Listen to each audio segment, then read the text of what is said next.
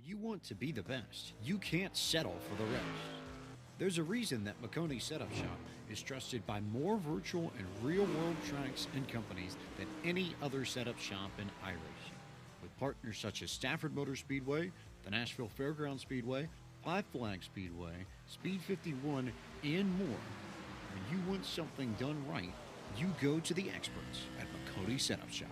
With setups available for most series on both asphalt and dirt, built by a team of professional builders consisting of some of the top talents on the service, Makoni Setup Shop LLC has what you need to hit the track with confidence. Head over to MakoniSetupShop.com and learn why Makoni Setup Shop is the official setup shop of Richmond Raceway Esports and is partnered with some of the largest names in virtual and real racing.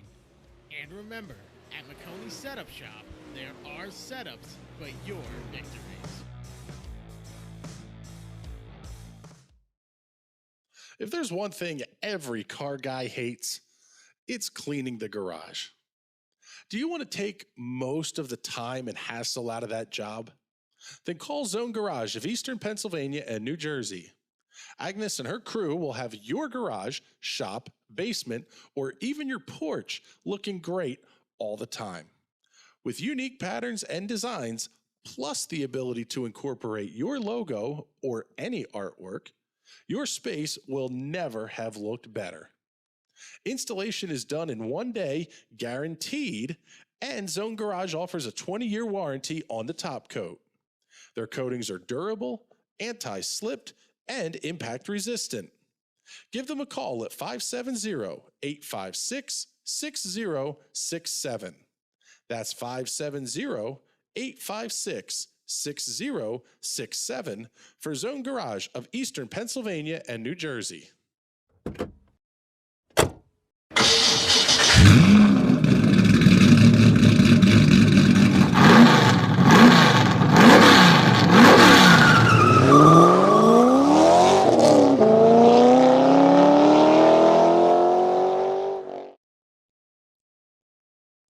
And we would like to welcome everybody watching at the racetrack here at Linda Speedway and watching at home on the National Racing Network Radio to another fantastic night of racing at Linda Speedway. It's another 5 for 5 night. We've got 5 classes of racing action for just $5 of general grandstand admission. What do we have on tap for you this evening? Well, the Mount Gretna Roller Rink 270s, they're back in action. So too are the wingless Hyper Racing Hoosier Tire 600s. Both those series starting to get the pursuit of their championship battles on. We'll talk about that throughout the remainder of the evening.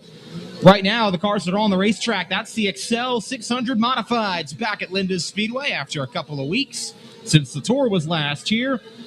We've got the Appalachian Auto LLC Chargers back for one of their final races of the 2021 season. And joining those 4 regular classes tonight are the Gene Latta Ford Central PA Legends back for their third of 4 races, I should say, in 2021. So that is your 5 classes here this evening. I'm Casey Kreider, glad to take you through all the action tonight. For those of you listening at home on the National Racing Network and those of you watching at the racetrack, it has turned into a beautiful late August evening here in Jonestown, Pennsylvania, and the Excel 600 Modifieds just concluding their warm-up session. Looks like Justin Schraden, the guy that won a couple of weeks ago, he is quickest of anybody, 13.461 second lap time for him. Trevor Bixler is second, the defending champ and current Linda Speedway point leader. Sam Chicatano, third quickest, with Kenny Harris and Josh Bewley completing your top 5 for the Excel 600 Modified Tour warm-ups. We're going to have warm-ups coming up next for the 270s. Have almost full fields and everything tonight, but only one Kotze. The Modifieds will need one. They've got 29 cars here this evening.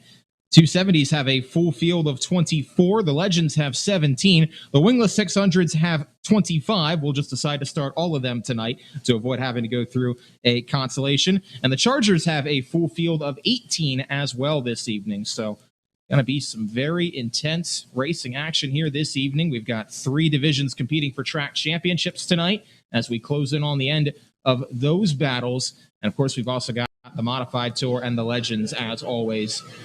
No doubt they'll be entertaining to watch. Here come the Mount Gretna Roller Rink 270s out onto the racetrack. As we talked about, we've got 24 of them here tonight. Leading them out onto the racetrack is Brandon Heist in that Mount Gretna Roller Rink pink accented number 99 machine.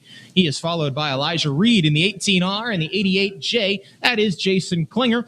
39 car, that's Austin Miskowski, regular here. Going to see what he can do at Linda Speedway this evening.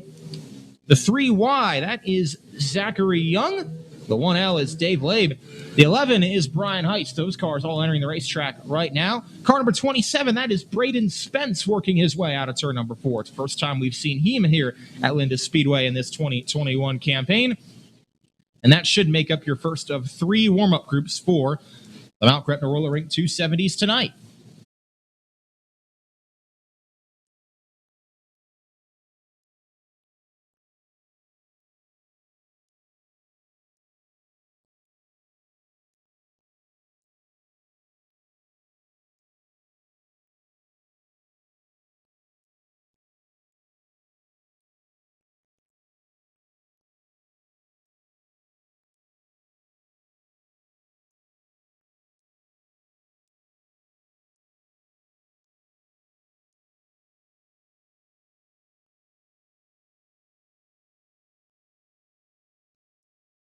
Tim Bortz gives him the signal to line him up. Mike Fry's got the green flag in hand, and we'll get warm-up group number 1 underway. See who can lay down a fast lap here in preparation for what is to come this evening.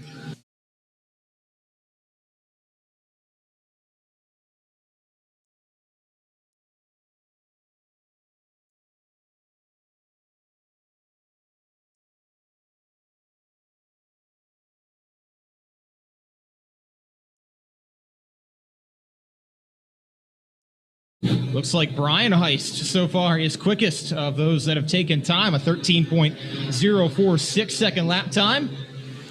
Field is coming around for their second of 3 laps, and now the final lap for Braden Spence.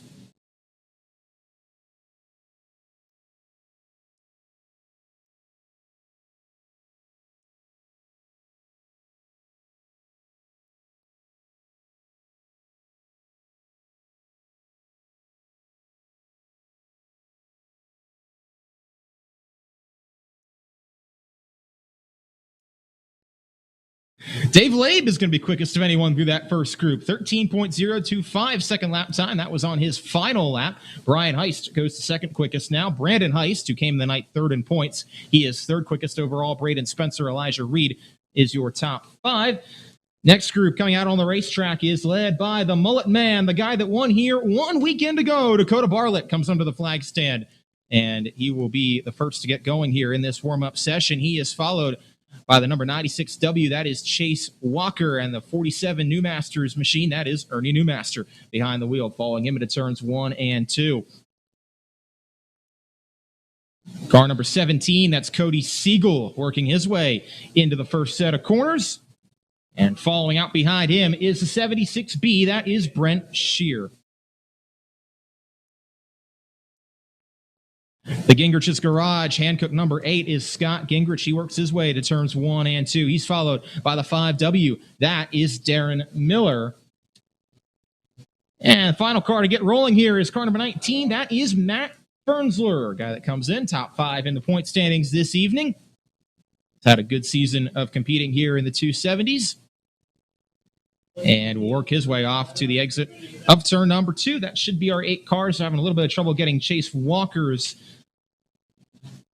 Lanco Pole Buildings number 96W fired off, and looks like he's going to have to go off in turn number 2. They've been pushing him for about a lap, cannot get that car fired up. Tough break for Walker.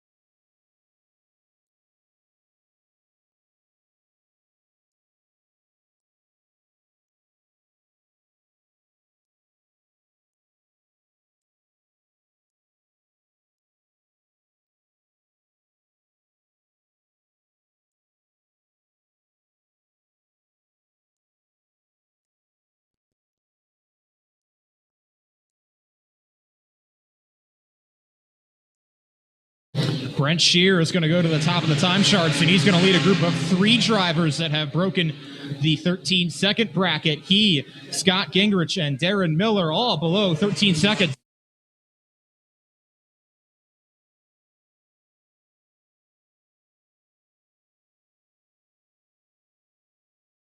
Gingrich is going to go quickest on his final lap, 12.812 second lap time for Scott Gingrich. That is quickest through 2 groups. Brent Shear is second, 12.863. Darren Miller, Dave Lay, Brian Heist, your top 5 now.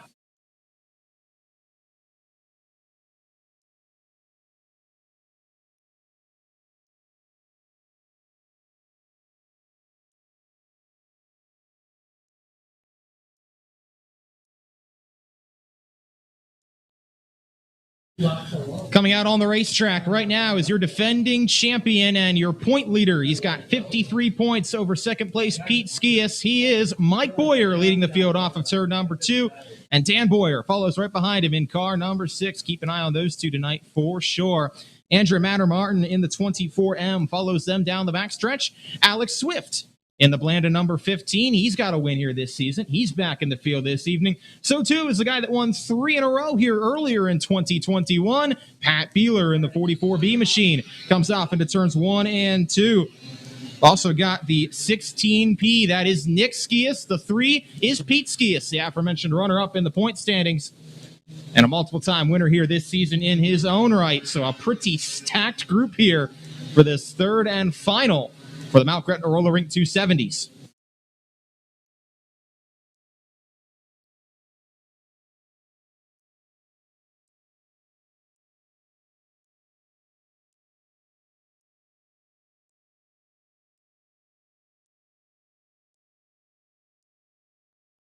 And Pat Beeler to the top of the time charts, 12.657 second lap time. That's got the field covered by a 10th and a half here, as Beeler's going to be the first to see the checkered flag from head starter Mike Fry. Won't improve on lap number 3, but he's still got the quickest time of anybody, and that does not look like it's going to change. Pat Beeler is going to conclude 270 hot laps as the fastest driver in town. He's got Scott Gingrich second quickest with a 12.812 second lap time. Brent Shear, Nick Skias, and Darren Miller. That's your top 5 at the conclusion of Mount Gretna Roller Rink 270 warm-ups. We've got the Gene Latta Ford Central PA Legends coming on to the racetrack next. 17 of them here tonight, split into, I believe, 2 warm-up groups this evening, and they're going to take to the racetrack now.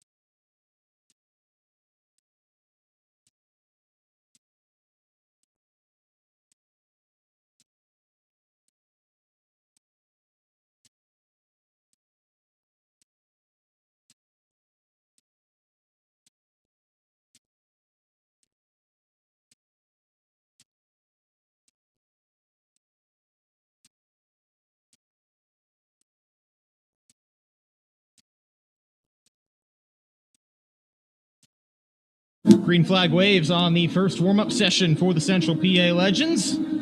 As we talked about, we've got 9 of them out here. 1 car way up high. That's Don Stout in the 48 machine.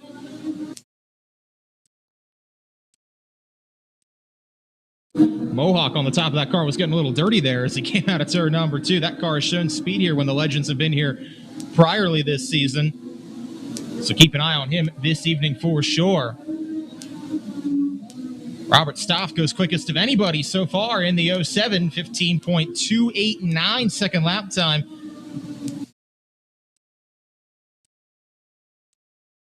Bill Deal now to the top of the time charts. His number 53 car rockets off the exit of turn number 2. Stoff takes that lap away, though. Looks like everyone's going a little bit quicker on laps 2 and 3. See if Stoff can hang on to the top time as the checkered flag waves on this first warm-up group, and it looks like he will. A 15.059 for Robert Stoff, as quickest of anybody through one of two groups. Owen Dim is second. Bill Deal, Lincoln Kirchner, and Eric Hurst going to be your top five with 8 down and I believe 9 to go.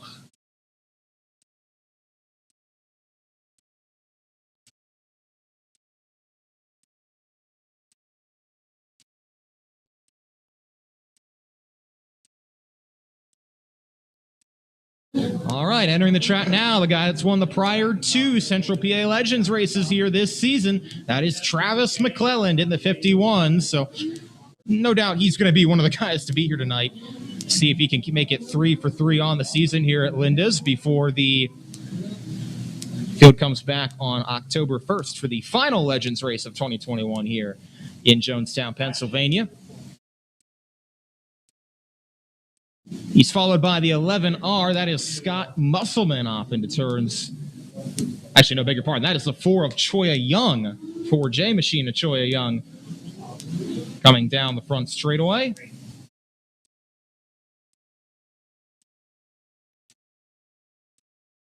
The 18B is Blaine Lepo. The 13 is Vincent Wenrick.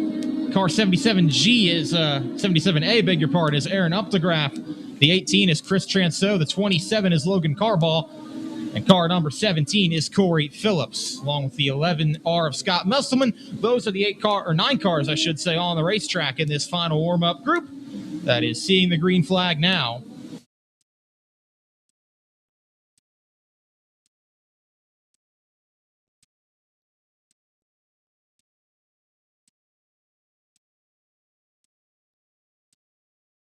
Transo goes to the top of the time charts and breaks the 15-second bracket in the process. 14.938 second lap time for driver number 18. See if he can improve on that here over the final 2 laps. He will. 14.857 on his second lap. Nobody else even coming close. Blaine Lepo jumps to 3rd on the time charts at a 15.066, but Transo is going to be quickest of anybody by 0.2 of a second. Chris Transo quickest in Central PA Legends hot laps, 14.857 second lap time. Little issue for Scott Musselman's car. The rear bumper is coming off that thing as you see it work off in turn number 2, that gray car. I'll have to get that attached back on. Transo is quickest. Robert Stoff is second. Blaine Lepo, Owen Dim, and Aaron Updegraff going to be your top 5 at the conclusion of Legends hot laps. Now we've got wingless 600 action coming to you. 25 of them here tonight. Everybody will race in the feature. We'll split up into 3 groups for warm-up's sake.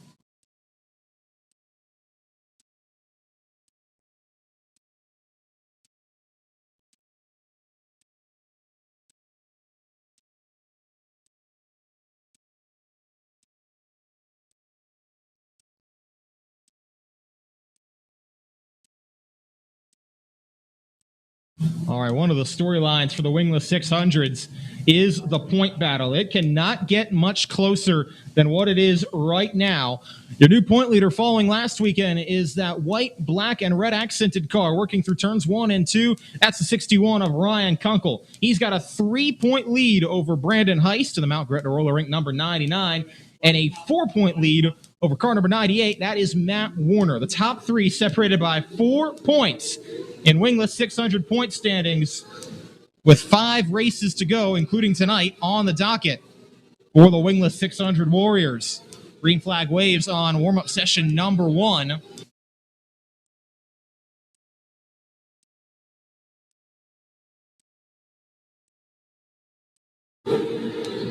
Kunkel is among those on the track in this first group. So too is the 56 of Tyler Henry, the 21 of Mason Beinhauer, the 2S, a couple times a runner-up lately, Garrett Smith, 42 of Jeff Sechrist, the 19 of Tim Horney, the 11H is Holden Ekman, and the 33 is Dylan Martin.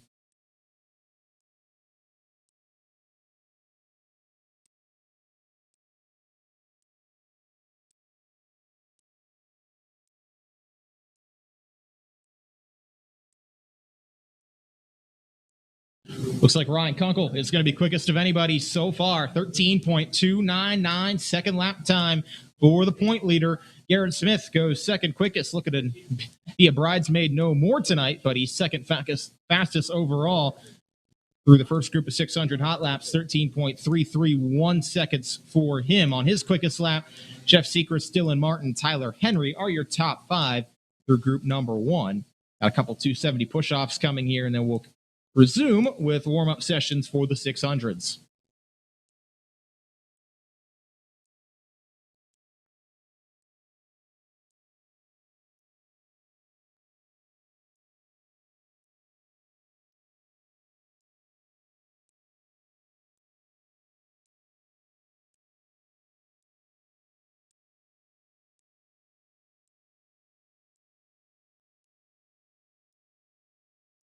Jeremy Harshman leads the field out onto the racetrack. That Harshman Racing Engine's 163, being followed by Sean Dove in the 3 machine, Kenny Beinhauer in car number 25, Dakota Bartlett in the 54. He's in both of his own cars here tonight. Steven Snyder Jr. in the Extreme Towing number 21S. Keep an eye on that car tonight. Along with the 21M of Hunter McFadden, the 24, that is Logan Road, and the 53 back in Ben Houtz's car is Toby Blumenshine.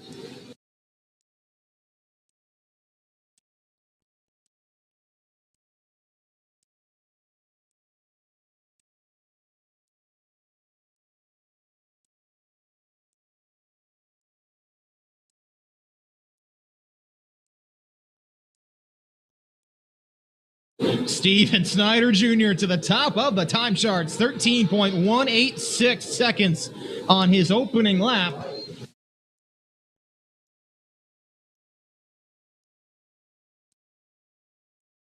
He has a second place finish here earlier this season. That was back on the Richie Hartman promo race. He goes quickest on lap number 2, or quicker, I should say, 13.145. Cannot pick up on lap 3, but it doesn't matter. Steven Snyder Jr., quickest of anybody by a 1/10 of a second over Hunter McFadden. He's second quickest, 13.290.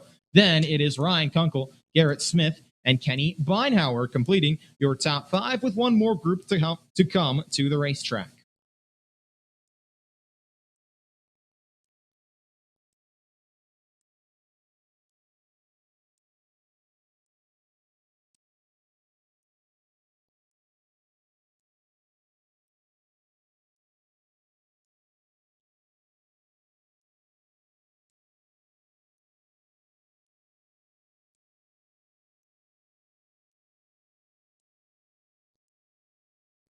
The dry D number 5 of Alex Rupert leads this third group out onto the racetrack. He is followed by the 15 of Marty Bryan and the 29 of Daniel Baer. 41 of Logan Rumsey, multiple-time winner this season. Keep an eye on that Keller Contracting 41 car tonight, as we say every night, I think, here at Linda's Speedway. He will be one to watch. He is followed by the 6A. That is Zach Beeler. A couple cars back is the team car, the 42C, and that is Pat Beeler behind the wheel. Second and third in the championship are the two cars running between them right now, Matt Warner and Brandon Heist in the 98 and 99, and last year's points runner-up, Fred Heinley, in the 22H. Completes the cars on the racetrack in this final warm-up session.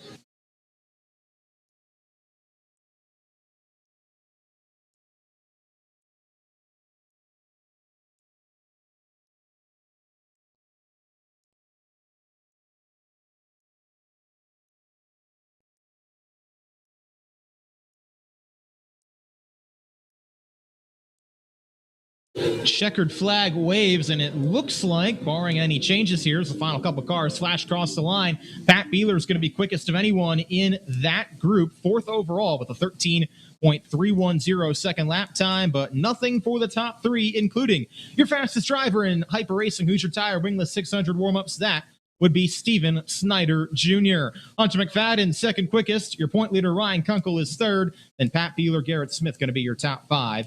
As the Chargers come out onto the racetrack, 18 of them here tonight for the Appalachian Auto LLC Chargers. These cars will not give us lap times on the race monitor data, but we'll see who looks fast out there tonight.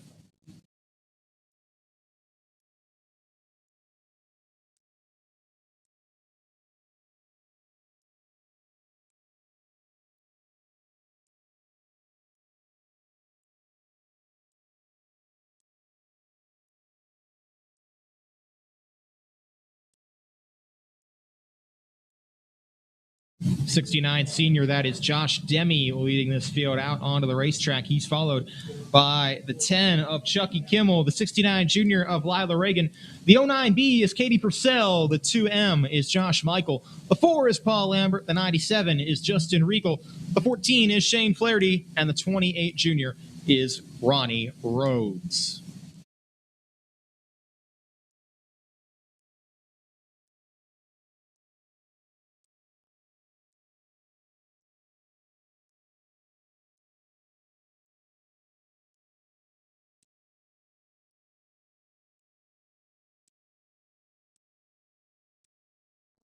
Kimmel comes in tonight 11 points behind point leader Dale Kreiser. Kreiser in his farewell season trying to take home a championship in the Appalachian Auto LLC Chargers, but he's got his team cars breathing right down his neck. The 10 of Chucky Kimmel, the 00 of Ed Hollenbach, and the 01 of Troy Hosted are all within striking distance as we close in on the final points races of the season for the Chargers. Realistically, probably going to come down to those top three, Kreiser, Kimmel, and Hollenbach, who are all separated by 19 points as Josh Demme's car slides sideways in turns 3 and 4. He had a similar slide from second in the feature last week. Was able to save that one barely.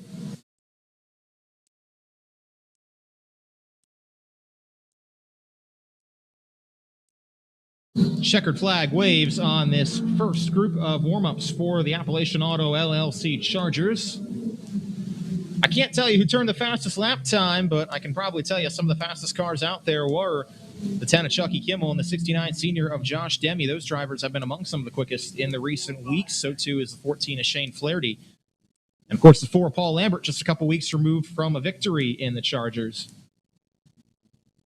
So certainly a couple threats for the victory are here tonight.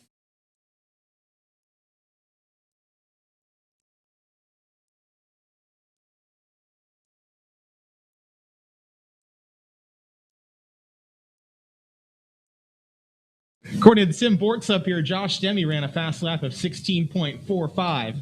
That is very unofficial, but we'll go with it as this second and final group come onto the racetrack now. Who are you going to track this time, Tim? Tim says the point leader, Dale Kreiser. All right, good choice. He's among those on the racetrack. So, too, is the 00 of Ed Hollenbach, the 95 of Sean Yeagley, the 39 of Chris Kinane, the 30 of David Fiddler, the 23 of Haley Smith, the 4D of Daryl Wagner, the 01 is Troy Hostetter, and the 5 is Sam Yeagley.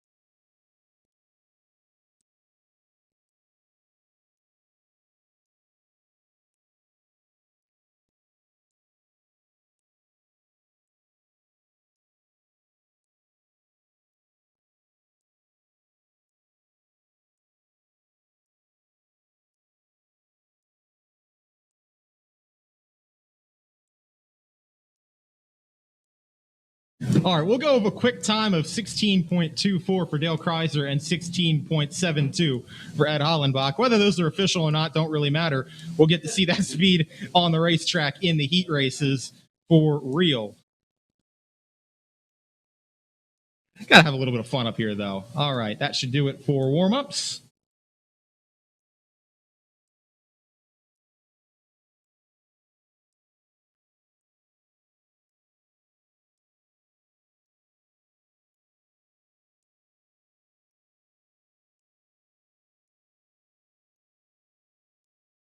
Okay, race fans, we ask at this time if you could all please rise and please remove your hats as we honor America with the playing of our national anthem.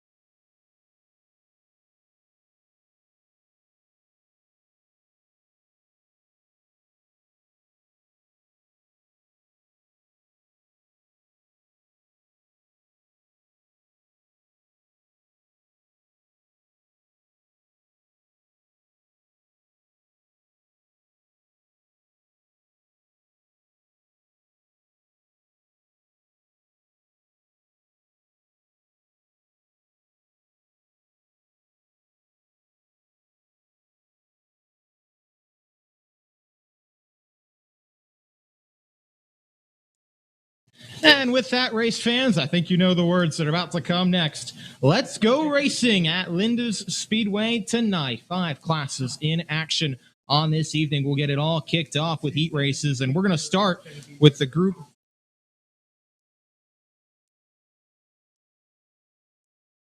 that needs a consi. That is the Excel 600 Modified Tour coming out first. So they will be the lone group of heat races that are going to have a transfer battle here tonight. Top 6 will qualify from each of the 3 heat races, while the top 3 are going to redraw for starting positions. Here comes Doug. And with that, I think we're just about ready to get this thing going.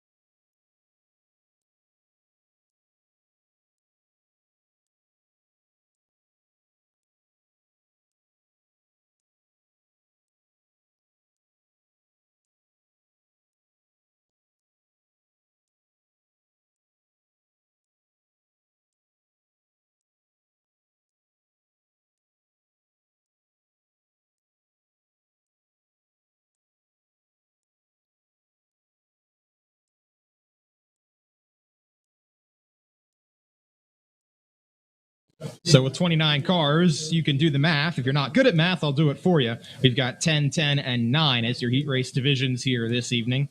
For the record, I didn't do that math either. I was just given that. But we'll see what all unfolds.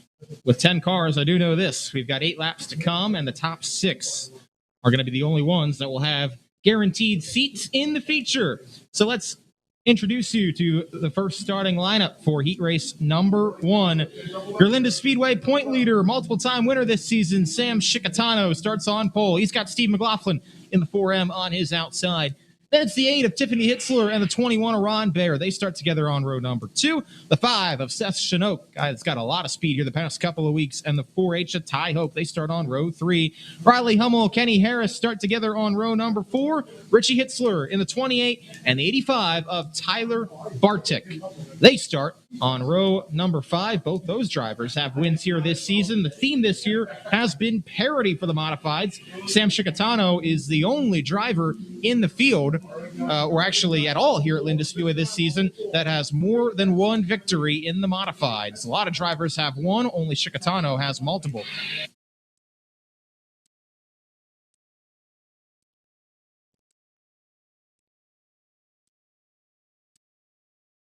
Shikatano and McLaughlin going to come to turn 4, going to drop the hammer. Green flag is out. We're racing with heat number 1. Oh, look at Hitzler up the middle, further back. Here comes Hummel. He's 3 wide with Chinook and Tiffany Hitzler. Woohoo! Side by side out of turn number 4. Hummel gave Tiff a bit of a hip check there, and now the Hitzler's going to race side by side off of turn number 2 for the 5th position, as Shikatano and McLaughlin have gotten away 1-2. They've got a good few car links over Riley Hummel in 3rd. Hummel now trying to gap Chinook in the 4th spot. Tiffany Hitzler and Richie Hitzler racing side by side for 5th. Looks like Richie's going to clear off the corner. Ty Hope waiting in the wings. He'll cut to the inside, but he's got Tyler Bartik right there next to the infield tires as they race out of turn number 4. That is for the transfer spot. 4 cars under a blanket. Hoke, Hitzler, Bartik, Harris, all in that battle. We come back to see the cross flags. Sam Shikatano is long gone. Side by side further back, Bartik on the inside was trying to trudge it out there down low, goes all the way to the tail, back to 9th. Kenny Harris now going to try to have a look inside Tiffany Hitzler for the 7th spot, but he's got to get to the back of that neon number 4H and Ty Hoke. As Shikatano is going to come around to see the twin sticks, 2 to go. From head starter Mike Fry, will keep an eye on the transfer battle if it develops. No change in the top 6 for the time being. Tiffany Hitzler, Kenny Harris still racing side by side for 7th, but they're about 5, maybe 6 car lengths back from Ty Hope as they come down the backstretch off the turn 3. White flag for Shikatano out in front. Battle might brew for the 4th spot, but we'll see what happens as the checkered flag waves under Sam Shikatano. No challenge there. McLaughlin comes across in second, and Richie Hitzler will get Seth Chinook at the stripe for fourth. That was behind Riley Hummel. So it's Sam Shikatano, Steve McLaughlin, Riley Hummel, Richie Hitzler, Seth Chinook, and Ty Hoke. They transfer. Kenny Harris the third, Tiffany Hitzler, Tyler Bartik, and Ron Baer going to be the drivers having to head to the Consi from that first heat race.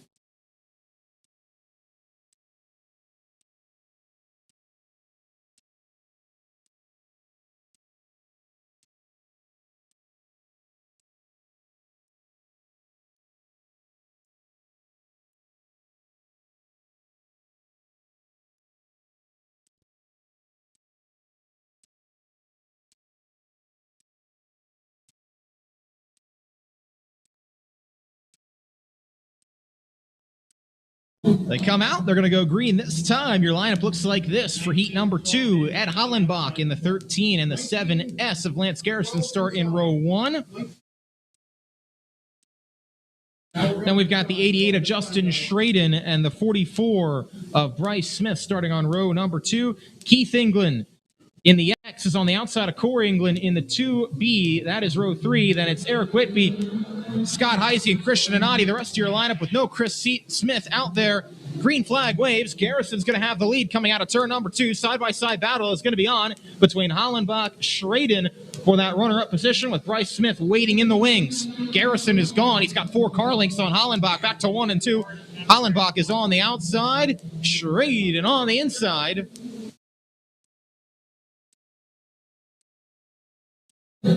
Corey England slides in front of Bryce Smith for the 4th spot. Christian Anati and Eric Whitby, they're meanwhile racing side by side for the transfer spot. Back to turn number 3. Whitby on the inside. Gonna slide up with just a little bit of contact to get past Anati for the transfer spot. Whitby, though, had a shallow entry into the corner. That's going to allow Donati to close a little bit, but they're all running behind Bryce Smith. Whitby's going to go to the outside of Smith as they come out of turn number 4. He'll take over the 5th spot. Donati's going to have to go to work on the back of that 44 for the transfer position. No challenge from Keith England or Scott Heisey. They're a good couple car lengths behind for the time being. Donati going to try to battle to the inside of Bryce Smith. That is for the transfer spot coming out of turn number 2. Donati on the inside, Smith on the outside. And they continue racing wheel to wheel through turns 3 and 4. 2 laps to go. It would have been Smith by 2/100ths of a second that time around, but Donati on the bottom slides up, and he will clear Bryce Smith out of turn number 2 to get that 6th position.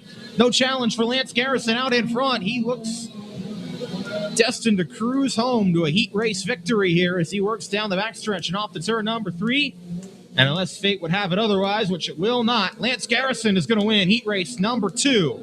Ed Hollenbach second, then Corey England, Justin Schraden, Eric Whitby, your top 5. Christian Anati gets the final transfer position in 6th. Bryce Smith, Scott Heisey, Keith England, and Chris Smith all going to have to head to the Consi. By the way, as you see down in the grandstands, 50-50 tickets are being sold. So be sure to get them prior to the features tonight. The more you buy, the better chance you have of winning, and the more money you have a chance to win. So be sure to get your purchases in while you still can. For tonight's 50-50 drawing here at Linda Speedway, here comes heat number 3 out onto the racetrack for the modifieds, 9 cars strong. And Austin Daniels in the 71D is going to start from pole position with Josh Bewley on his outside. He's got Trevor Bixler, Thomas Pritchka starting on row 2 behind him. Then it's Eric Hollenbach and Chad Miller in row number 3. Tyler James is in that 20K tonight. He starts inside of the 28H. That is Ray Gradwell. And then the 117 is Jared Myers, rounding out your 9-car lineup.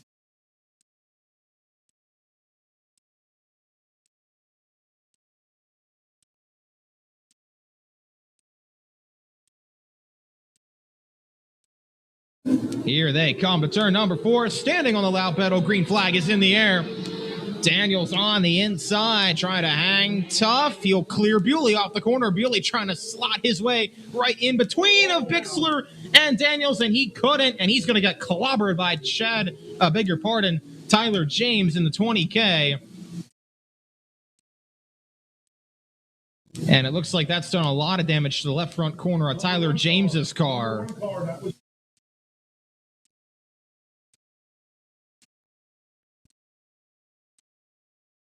Bewley will continue. James will not. Bixler is going to be sent to the back as a result of that.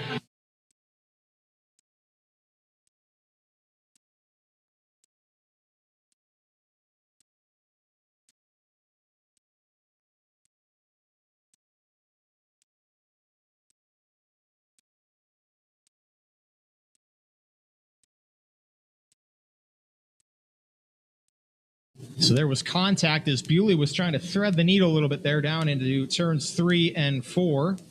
But Bewley did get help from Bixler, so as a result, Bixler goes to the back.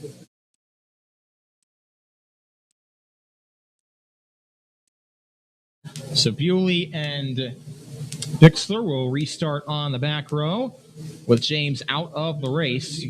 Rest of your lineup goes like this. It is Daniels, Pritchka on row 1, Allenbach and Miller on row 2, and then Gradwell and Myers on row 3, and that is your transfer cars for the time being.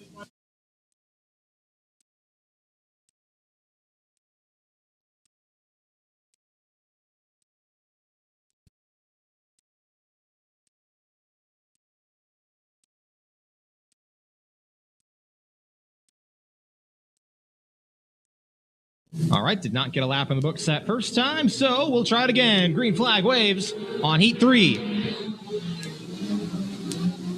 Whoa, up the middle again is Bewley. That time got a little bit of contact between he and Jared Myers. That forced Myers' car wide. Myers goes way wide again in the entrance to turn number 3 and falls back. Daniels is going to have the lead through lap number 1. Thomas Pritchka falls in line in second. Then it's Hollenbach Miller third and fourth, and they're racing side by side. Miller up into the loose stuff. That's going to open the door for Bewley to get under and to the 4th spot. Good work by Josh Bewley to rebound as Bixler set it in there on the bottom of Gradwell, and that almost didn't work out. They get it straightened out.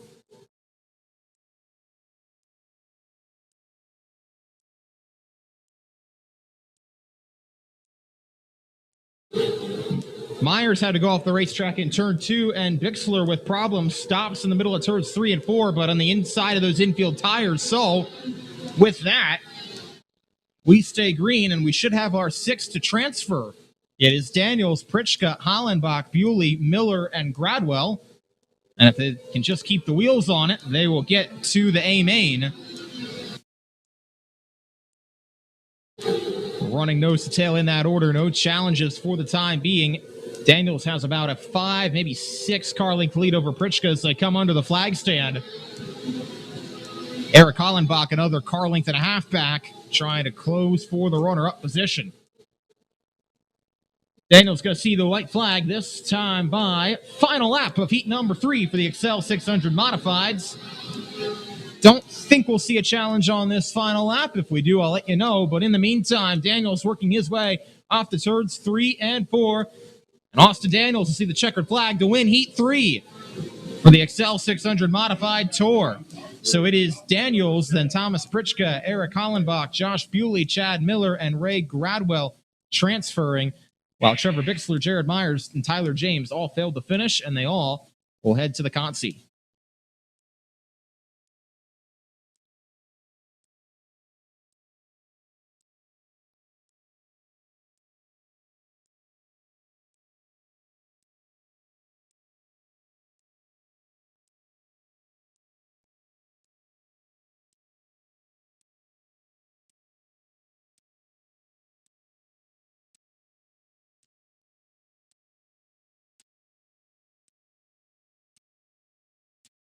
So we're going to transition into heat races here for the Mount Gretna Roller Rink 270s. They will be next up on the racetrack. And as we mentioned, with 24 of them here tonight, everybody will qualify. It's a full field. Top 4 finishers in each heat race will redraw for the top 12 starting positions.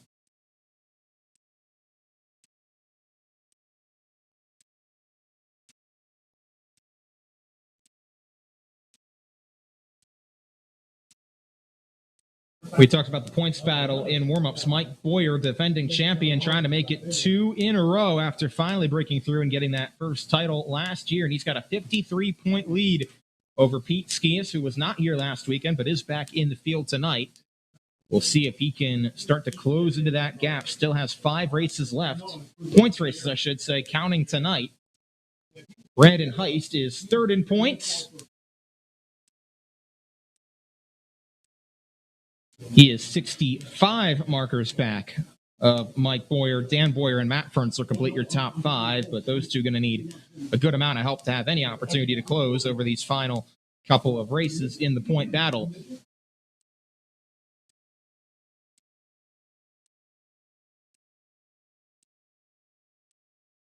Here comes heat number 1 out onto the racetrack. They're going to be led by car number 27. That is Braden Spencer. As we talked about, his first race of 2021 here at Lindis Speedway. He'll start it from pole position. He'll have Chase Walker in the 96W. They got that car fixed after issues in hot laps. He starts from the outside of the front row. Then the aforementioned Dan Boyer starts on the inside of, I beg your pardon, he was the next car to come out. He starts on the inside of row 3. In front of him will be Brandon Heist in the 99 and last week's winner, the 54 of Dakota Bartlett. Then it's Dan Boyer on the inside of row 3. He's got Matt Fernsler's number 19 on his outside.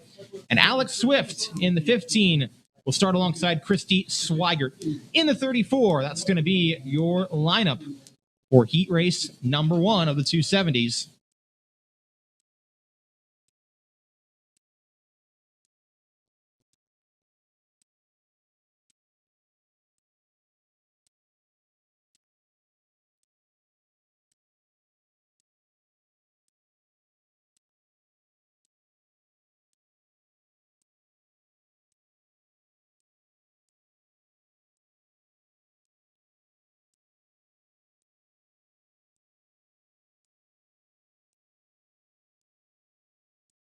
All right, lights are out. We'll get the green flag this time by Braden Spencer, Chase Walker working their way through turns 1 and 2.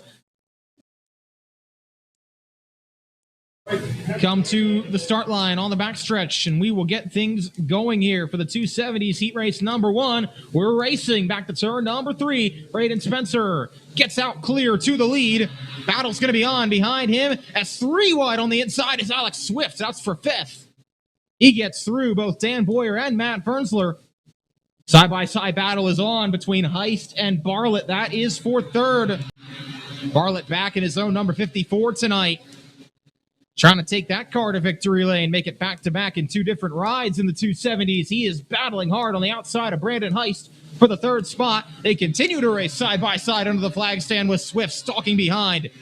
Looking for room to go. He's going to make him 3 wide down the back straightaway. Here comes Alex Swift on the inside. That is going to be for the 3rd spot. A clean move through for the Johnny Blanton number 15, driven by Alex Swift to the 3rd position. He clears both drivers off turn number 2. Braden Spencer is gone. He's loving Linda Speedway right now. 1.45 seconds in front of Chase Walker. Walker has got Alex Swift breathing down his neck. A couple more car lengths back to Bartlett and Heist. Swift thought about it there on the inside of turn number 3 on Chase Walker. Thought better of it. Waited till he got off turn number 4 and now powers through on the inside. Move Alex Swift up to 2nd. He started this heat race on the back row. Don't think he's going to catch Braden Spencer, but that's a great run into a redraw spot, if nothing else, for Swift. Remember, the top 4 redraw for starting positions. Right now, Dakota Bartlett holds down that final spot over Brandon Heist and Dan Boyer. White flag for Braden Spencer. He's going to work his way down the backstretch and off to turns 3 and 4. No challenge. Race number 1, no problem. Braden Spencer takes the checkered flag to win the first heat for the Mount Gretna Roller Rink 270s. Alex Swift, Chase Walker, Dakota Bartlett, Brandon Heist, your top 5. Bartlett will be the last redraw car. Dan Boyer, Matt Fernsler, Christy Swigert complete your 8 finishers in that order for heat number 1.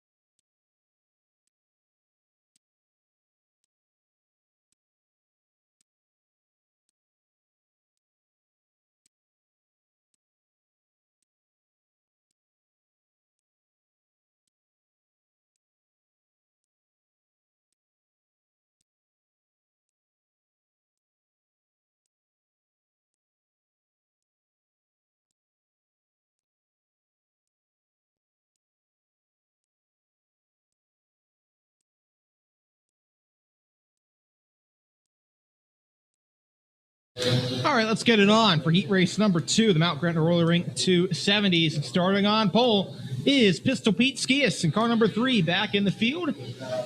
He was in Knoxville last weekend watching the Knoxville Nationals, won by Kyle Larson. And now is back here at Linda Speedway this weekend, looking to see what he can do behind the wheel of that Viper chassis number 3. He's got Jason Klinger on his outside in the 88J, the 39 of Austin Miskowski, and the 8 of Scott Gingrich. They start together on row 2. Darren Miller in the 5W, and Pat Beeler. That car has won the last 3 races it's been in here at Linda Speedway, and he was fastest in warm-ups. He starts 6th. He has Zachary Young and the point leader, Mike Boyer, starting behind him on row number 4.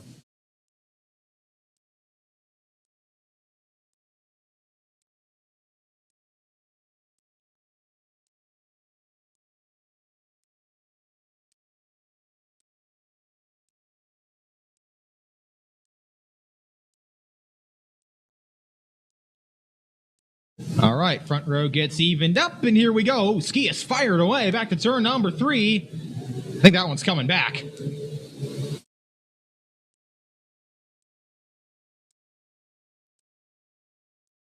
He fired away there, and that's it's not going to quite work for Pete Skias.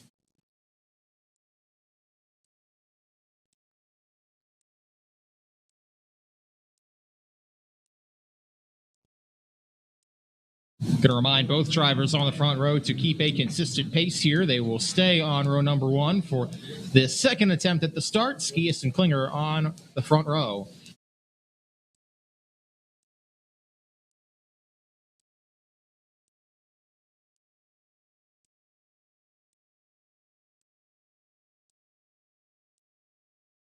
Oh, trouble. Jason Klinger fired away first. That was going to be a jump, and then he broke in turn 3. Right in front of Scott Gingrich. Gingrich had to take evasive action, and that didn't work either.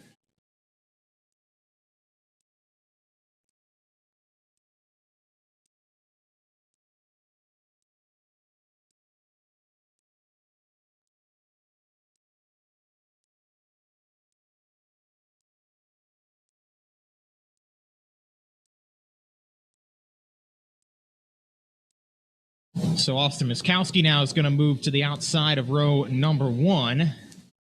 He will now pair with Pete Skias on that front row. Gingrich will get a spot back on the inside of row 2 with Miller on his outside. Then Beeler, Young, and Boyer, the rest of your lineup, as Klinger is going to get pushed off.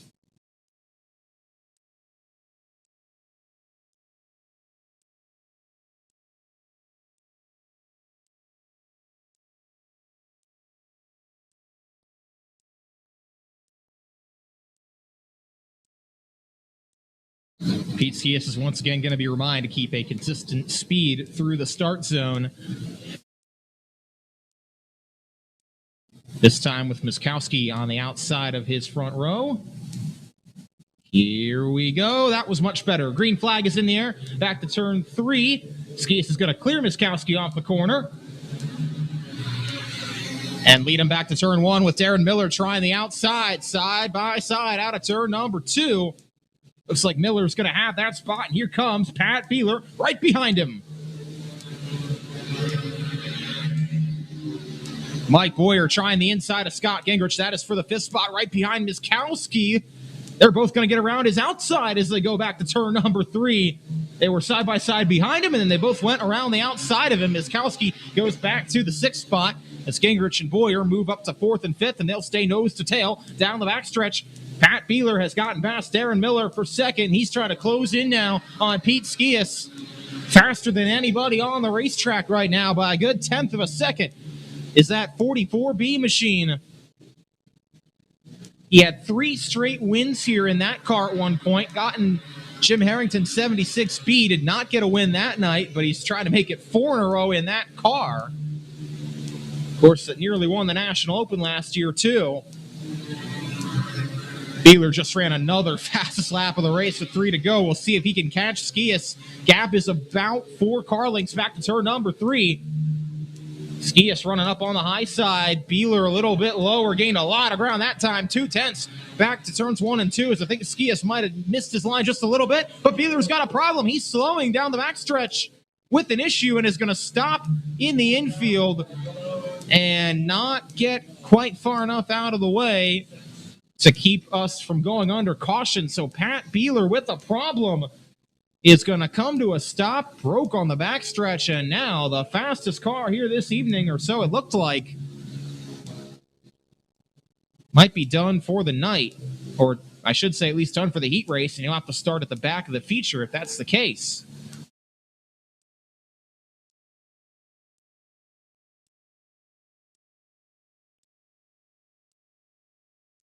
So Beeler's going to get pushed off at that turn 3 entrance, and that's going to be the end of his heat race. He's going to have to start somewhere around the 19th, 20th spot in the feature.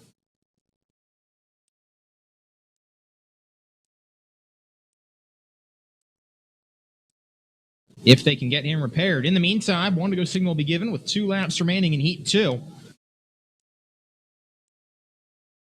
It is Skias, then Miller, then Gingrich, Boyer, Miskowski, and Young.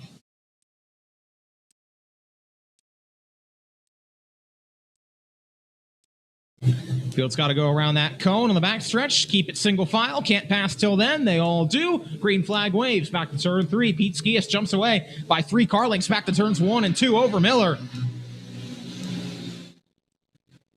Miller going to stave off the challenge from Gingrich. Gingrich might have to battle Boyer over this final lap to the white flag. They all get decently spread out. Miller not letting Skias get away too much, but not able to close either. So they come down the backstretch and off the turn number 3. Not going to be a challenge for Pete Skias as he wins heat race number 2 for the Mount Gretna Roller Rink 270s. So Pete Skias, Darren Miller, Scott Gingrich, Mike Boyer are your top 4. They all will redraw. Austin Miskowski completes your top 5, and then Zach Young completes your finishers, with Pat Beeler and Jason Klinger failing to finish that heat race. They'll be at the back for their feature.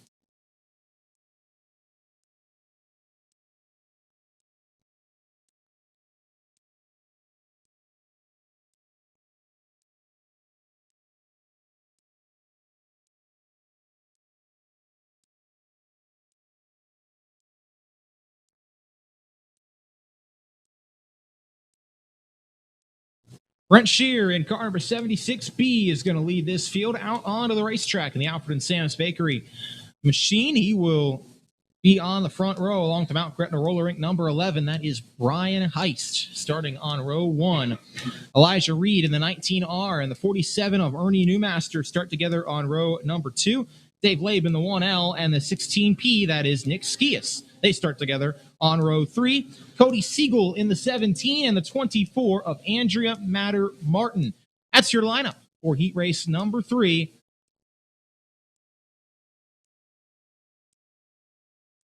And Wentz Matter Martin tags to the tail. We should be all good to go green this time by. As they come onto the flag stand, they see the rolled up green flag, the 1 to go signal from head starter Mike Fry. We'll get it on for heat race number 3.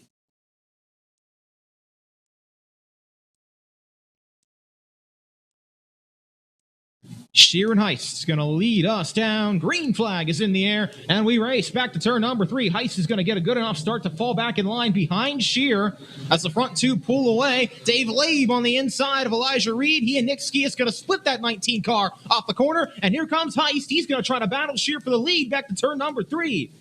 Got a great drive off turn 2, but Sheer's going to hang on for the time being. That is your battle, though, at the front. Brent Shear running a little bit higher up on the racetrack than Heist is, and he pulls the gap by about 2 car lengths back to turn 3. Ooh, Heist really drove it in there on the bottom that time, got a little bit loose. Allows Shear to open up the gap just a little bit more. Shear's running up next to the upper edge of that racing groove as he works his way out at turn number 4. See if he can grow the advantage once again. He will, ever so slightly over Brian Heist. That lap as Nick Skias has worked his way to 3rd. Dave Labe runs in 4th. Cody Siegel completing your top 5. As we see the cross flags this time by Sheer and Heist continuing to dog each other back to turn number 1. Ice sticking right with Shear off the corner, but not getting much closer either. Shear coming off to turns 1 and 2. Of course, remember, a couple of weeks ago, he was in a wingless 600, almost won the Speed Week race here. Lost out to Timmy Buckwalter on the final restart. He just ran the fastest lap of the race that time around, a 12.895, and he gaps Heist by a good 2/10 on that lap alone. Also has a 125 four-stroke win here in that car, to his credit, as he sees the white flag and will come down the backstretch. Might have to negotiate the lap car of Andrea Martin, but it's not going to matter. Brent Shear will see the checkered flag and win heat race number 3 for the Mount Gretna Roller Rink 270s. So Brent Shear is your winner. Brian Heist comes home second. Nick Skias, Dave Labe are the 4 cars that will redraw for starting positions. Cody Siegel completes your top 5 with Elijah Reed, Ernie Newmaster, and Andrea Martin, your 8 finishers.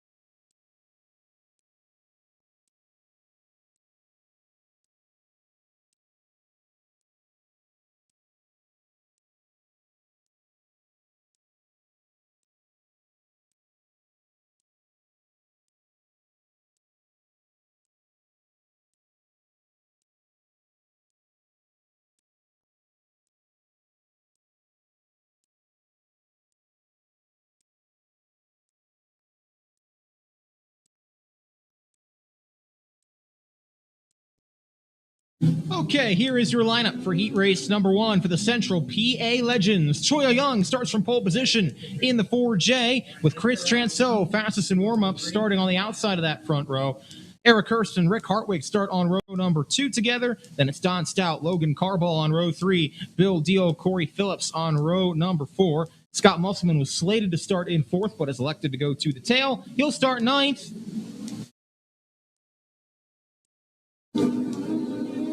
As they come out of turn number 4, that was... well, looks like they're going to let it go. Choi Young never fired off there at that line, and as a result, Chris Transo went and gapped that 4J machine, so he's got the lead. Oh, trouble in turn number 4. That is one car sliding sideways, Corey Phillips, into the infield, but he wasn't there because he wanted to be. Because of that, we're going to get a caution.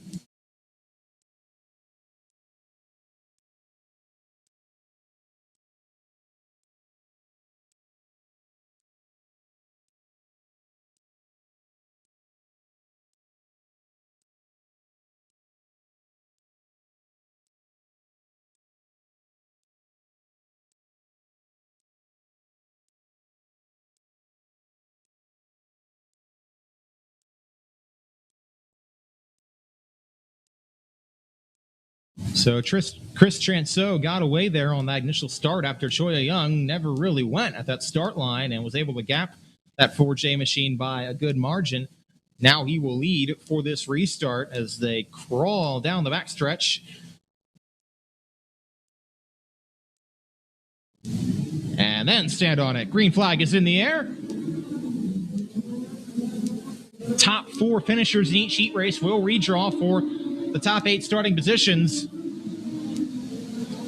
Everybody singled out for the time being. Good start for Logan Carball. He runs in the 3rd position.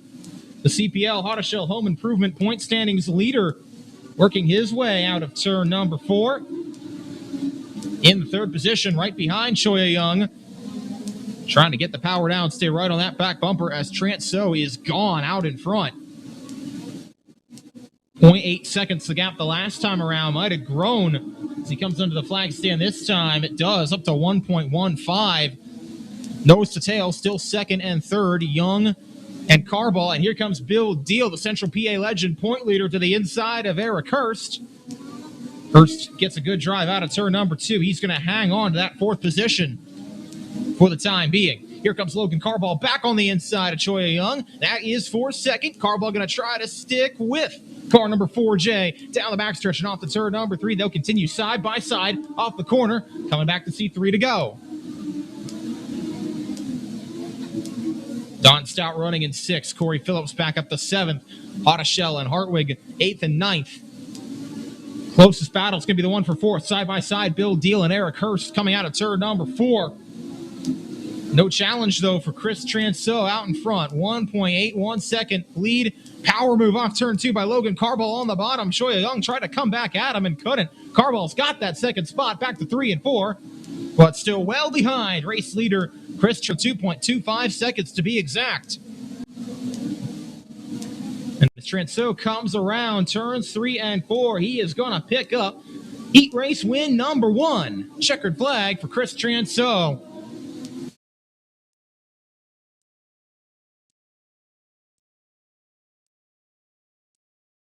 It's Chris Transo, your winner. Logan Carball, 2nd. Shoya Young, 3rd. Eric Hurst, 4th. Those drivers redraw for the top 8 starting positions in the feature. Bill Deal completes your top 5. Then it's Corey Phillips, Scott Musselman, Don Stout, and Rick Hartwig. Your 9 finishers in that order.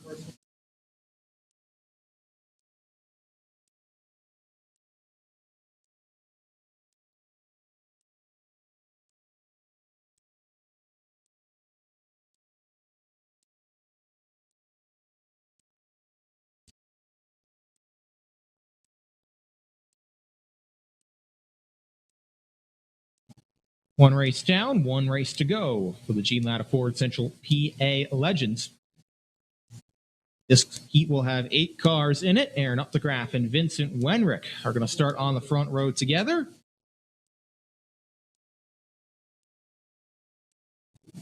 And we've got Sean Miller in the 61 and the 31 of Lincoln Kirchner starting on row number 2.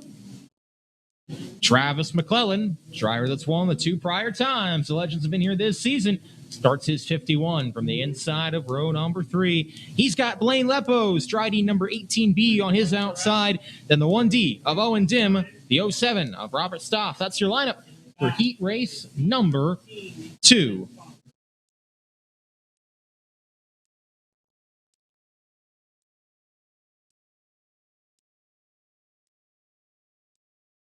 To the start zone, green flag is in the air. We're racing with heat number 2. Updegraff going to get away from Wenrick off of turn number 4 and clear back to 1 and 2. On the inside, McClellan able to get past Kirchner for that 4th spot. Here comes Lepo on the outside. Or no, beg your pardon, that's not Lepo. That is Stoff on the outside of everybody and a little too high into turn 3 as he slaps the outside wall.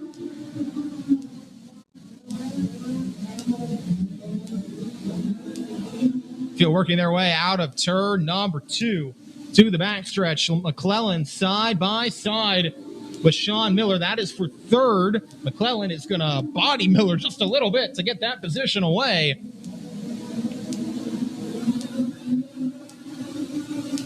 For those of you listening at home on the National Racing Network Radio, no transponder on Vincent Wenrick's car. He is running 2nd, though, but maybe not for long. Travis McClellan is coming.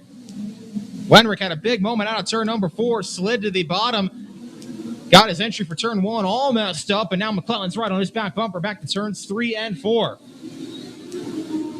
Running the fastest laps on the racetrack is McClellan. He's now got to deal with that purple and silver number Z13. Wenrick going to hold the spot out of turn number 2. A good second behind Aaron Updegraff. 3 laps remaining in heat race number 2. McClellan right on the back bumper gives Wenrick a little tap there. Coming out of turn number 2. Might have to employ the old Teddy Christopher 3 tap rule as they come out of turn number 4 to see 2 laps to go. It is Updegraff, Wenrick, McClellan, Kirchner, Lepo, your top 5. Lepo trying to look on the inside of Kirchner for that 4th position. Kirchner holds tough. No challenge. White flag is in the air. Final lap for Updegraff. Keep an eye on the battle for 2nd. McClellan turns to the inside, coming out of turn number 4 of Vincent Wenrick. He'll do a little legend car slide job there through turns 1 and 2, and he's got the spot off the corner. Whoa, trouble turn 2. Kirchner goes around from 4th. And that's going to put us under caution on the final lap of heat race number 2. And as a result, McClellan's going to have to give back that second position because that pass was made after they took the white flag. So Wenrick will get back to second. He'll be on the tail of Up the Graph for this final one-lap shootout to end Heat 2.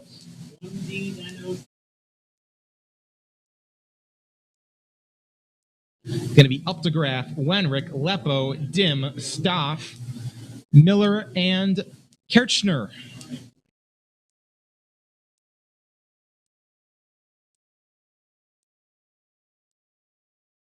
Why not have a little one-lap shootout to close things out here for heat number 2? Aaron Up the Graph is your leader. He's got Vincent Wenrick right behind him. One lap to settle it here for the heat race victory. Good start from Up the Graph. He got away from Wenrick big time. Back to turn number 3. Gap was almost 3 car lengths, and McClellan going to try and come back on the bottom now. That battle's going to resume for the runner-up spot. They'll be side by side off the corner. Not sure they're going to have anything to challenge Up the Graph as he drives away off into the evening sky. Checkered flag is in the air for Aaron Up the Graph. He wins heat race number 2. Wenrick will hold on for second. So it's Up the Graph, Wenrick, McClellan, Lepo, your top 4. They redraw. Owen Dim completes your top 5. Robert Stoff, Lincoln Kirchner, and Sean Miller, 6, 7, and 8 in that heat race.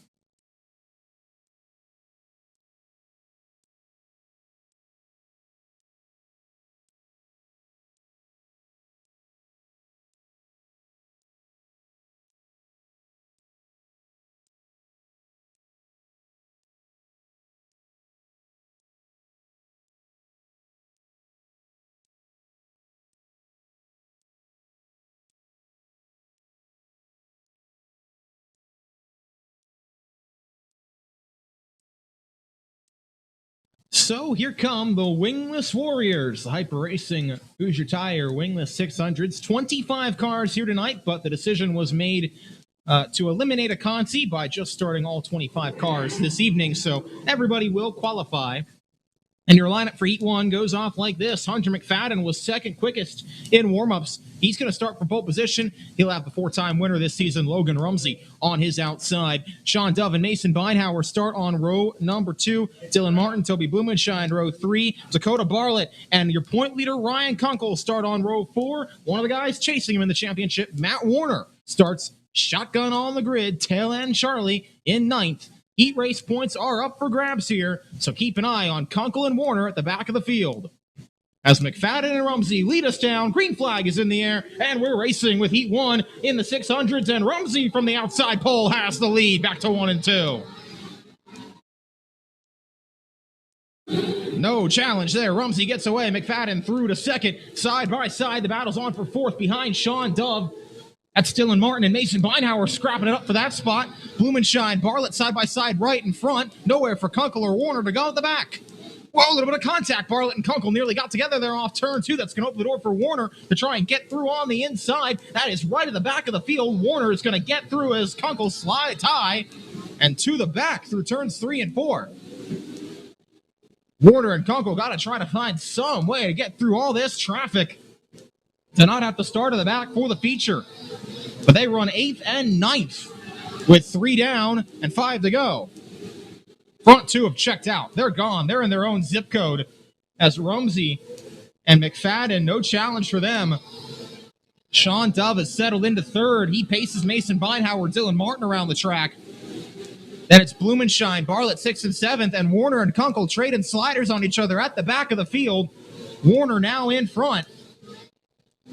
Kunkel trying to run a little bit lower. Can't make it happen, though. He is going to stay at the back.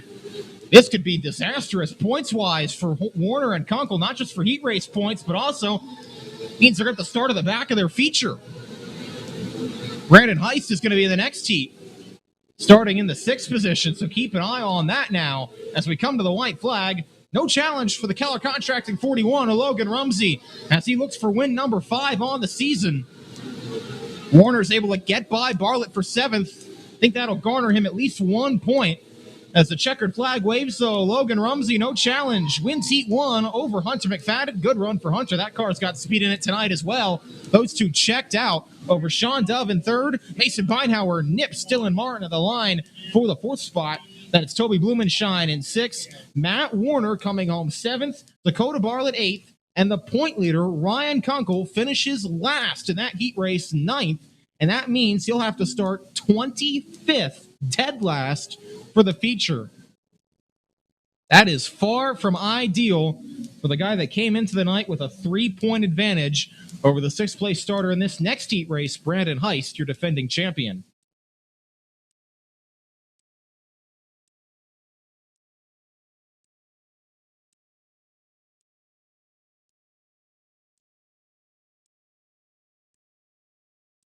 Kunkel will start in front of any car that DNFs, but otherwise he will be at the back for that feature. That is not ideal, and Warner's not going to be too far in front of him. Where's Brandon Heist going to start in the main event? That's what we'll find out next. With heat number 2 on the racetrack, Jeff Sechrist and Tyler Henry start on the front row. Jeremy Harshman and Zach Beeler in that new 6A start on row number 2. That's Kenny Beinhauer and Brandon Heist on row 3. Tim Horney and Garrett Smith, they start together on the 4th row.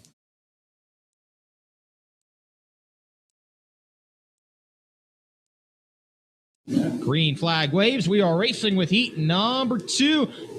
Big move to the inside. That was Harshman on the bottom, as I think Beeler was trying to split the middle there. And on the outside of everybody comes Brandon Heist. He's going to get through to 3rd on that initial start. Great work by Heist to work into the top 3. Good start from Garrett Smith as well. He's to 6th. Side by side for 4th. Ooh, Jeremy Harshman jumped up into the loose stuff and loses a couple spots as he was racing side by side with Beeler.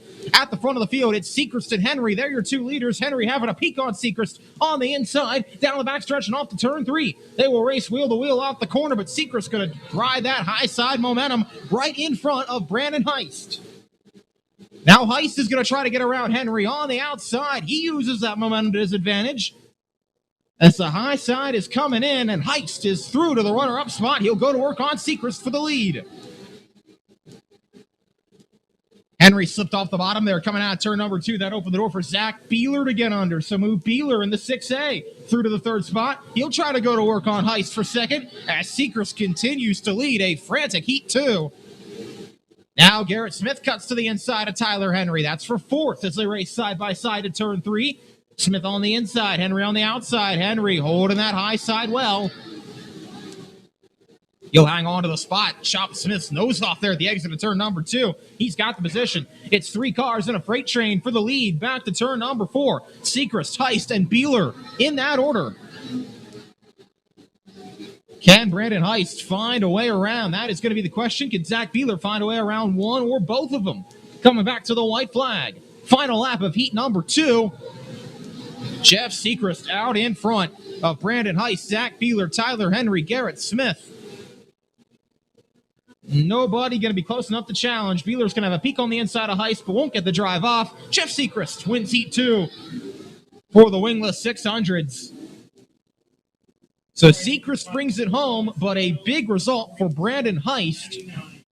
After Matt Warner and Ryan Kunkel finish at the back of their first heat, Heist finishes 2nd. He gets some valuable heat race points, and he's going to start a good bit higher in the feature than Warner and Kunkel, I should say. He comes home in 2nd. Beeler is 3rd. Then it's Henry, Smith, your top 5. Jeremy Harshman, 6th. Kenny Beinhauer, 7th. Tim Horney, 8th.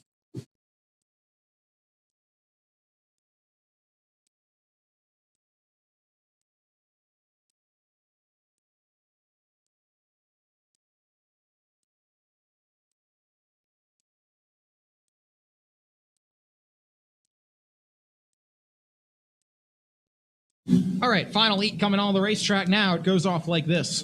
Fred Heinley, Pat Beeler start together on row 1. Steven Snyder Jr., fastest in warm-ups earlier this evening, starts in row 2. He's got Daniel Baer on his outside.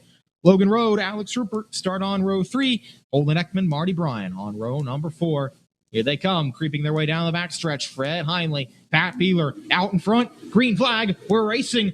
Front 2 side by side. Snyder trying to follow them through off the corner. Beeler slots in line in front of Heinley, or behind Heinley, I should say. And now we'll go to work on his back bumper off turn 2. 1 car on the outside wall. That is Marty Bryan at the back. He will get it fired back away. Battles on for the lead at the head of the pack. Here comes Pat Beeler to the inside of Fred Heinley, and he clears him back off to 1 and 2. Move the 42C to the front. Battle's going to be on behind Heinley between Snyder and Rupert. Rupert on the inside as everyone else running on the high line. Side by side off the corner will be Rupert and Snyder for that third position. Snyder's going to get a good drive off and clear Rupert back to 3 and 4. Pat Beeler checking out in front in that 42C.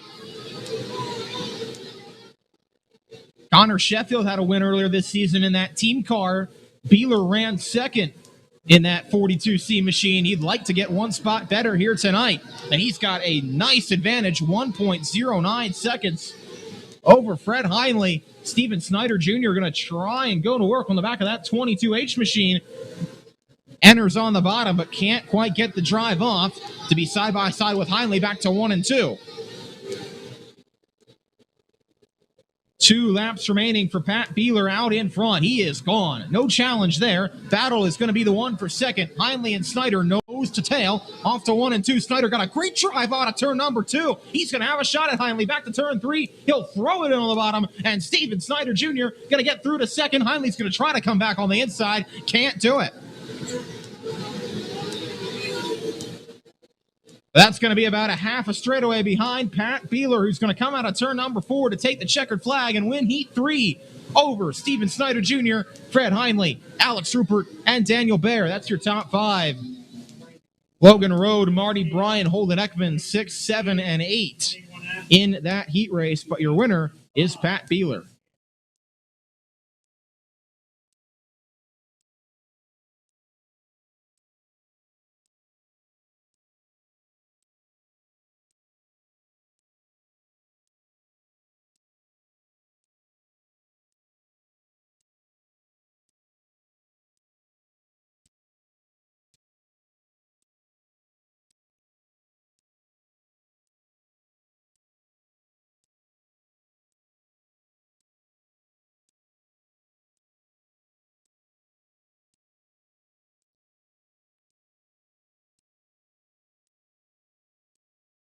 Final group of heat races is going to come out onto the racetrack right now. That is for the Appalachian Auto LLC Chargers.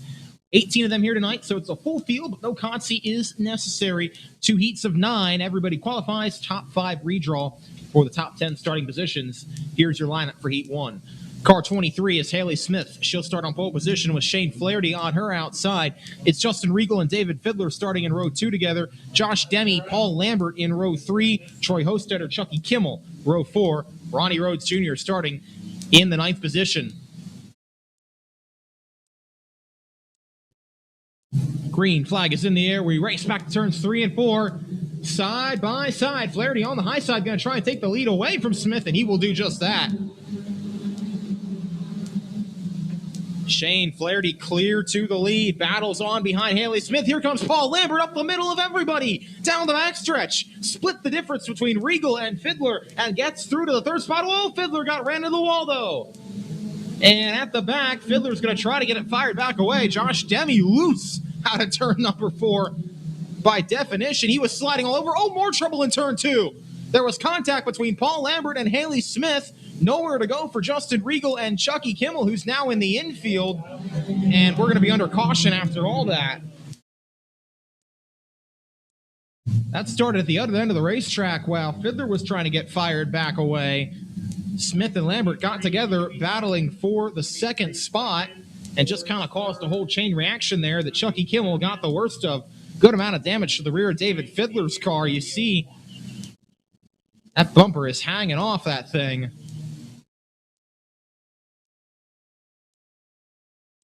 Weekly reminder to all those listening and watching at home on the National Racing Network, no race monitor data for these cars. They don't have transponders, so don't be alarmed if you're not seeing anything pop up on your screen, but they are out there in heat number 1 right now, and David Fiddler's car has come to a stop on the front stretch. They're going to push him off the racetrack in turn number 2. And in the meantime, try to get the rest of the lineup in order.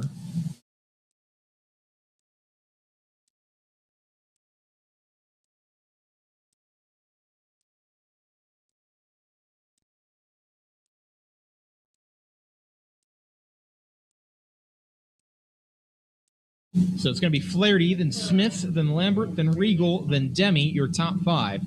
Hostetter, Rhodes, and Kimmel, 6, 7, and 8. That was relatively big for Chucky Kimmel, who, as we mentioned, came in the night 11 points behind Dale Kreiser in the championship battle. There are a couple of points up for grabs here in these heat races, so going to be imperative for Kimmel to try and make some ground up here as we see the green flag in the air. Flaherty gets away nicely. He's got the lead by 3 car lengths over Haley Smith under the flag stand. Smith trying to lead Lambert, Regal, and Demi all back to 1 and 2. Josh Demi on the bottom. Thought about having a look on Justin Regal. Troy Hostetter fills that gap on the outside of him. That might be the way to go. They'll be side by side off the corner battling for the 5th spot. Paul Lambert, in the meantime, going to try to cut back under Haley Smith. There was contact there before. That time there was a little bit of contact between he and Justin Regal. As Regal was having thoughts about making a move to the inside of Lambert. Spinner in turn 3. That's Josh Demi right in front of Chucky Kimmel, who can't seem to get out of trouble, but did a nice job avoiding Demi there as he was sliding sideways without any contact.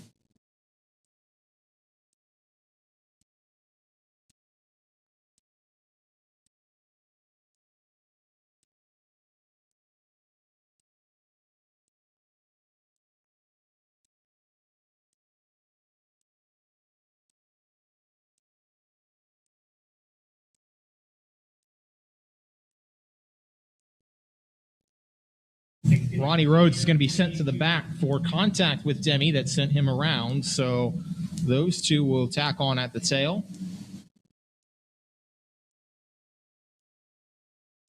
It's going to be Flaherty, Smith, Lambert, Hostetter, Regal, your top 5, then Kimmel, Demi, and Ronnie Rhodes, 6, 7, and 8.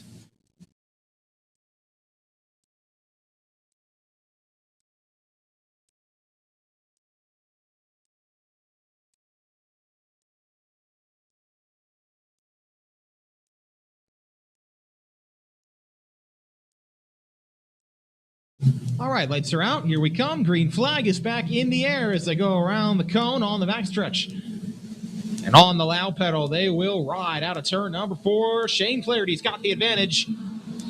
Good restart that time from Haley Smith, though, to stay within striking distance of him. But now Paul Lambert going to try and cut back to the inside. Smith going to try to make that car wide off turn 2. Get a little bit of physical there with the rear fenders. But now she's going to slide a little bit high, side by side off the corner. Lambert and Smith going to race. Smith popped the outside wall coming down the front stretch. She's going to run out of racetrack. It is a clump of cars, 7 cars at the exit of turn number 2. Haley Smith goes all the way to the tail as she was shuffled out. Lambert gets through to 2nd. Hostetter is 3rd, and Kimmel Regal going to race side by side for the 4th spot. Smith slides high again and nearly pounded the wall. Found a way to keep it off somehow, but she's all the way to the back now in 8th. It is Flaherty, your leader, then Lambert, Hostetter, Regal, Kimmel, your top 5. Demi, Rhodes, and Smith, 6th, 7th, and 8th. Battle is not over. Troy Hostetter trying to look on the inside of Paul Lambert for 2nd. Both those cars appear to be closing in on Shane Flaherty, the race leader. He may have an issue. Lambert has closed the gap all the way coming out turn number 4. Flaherty's car pushing like a dump truck may have a flat tire. That has stacked everybody up behind him. Here comes Troy Hostetter to the bottom of Lambert for 2nd. He may try to get both of them off into turn number 3. Side by side coming to the checkered flag. Going to be a photo finish, or will it? No, Hostetter clears. He's got it. He's your winner of heat race number 1 for the Chargers.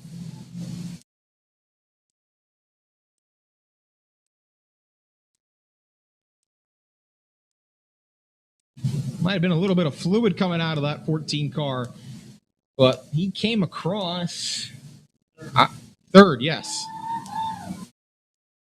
He and Paul Lambert were side by side coming to the flag stand. Looks like Lambert once again eked him out.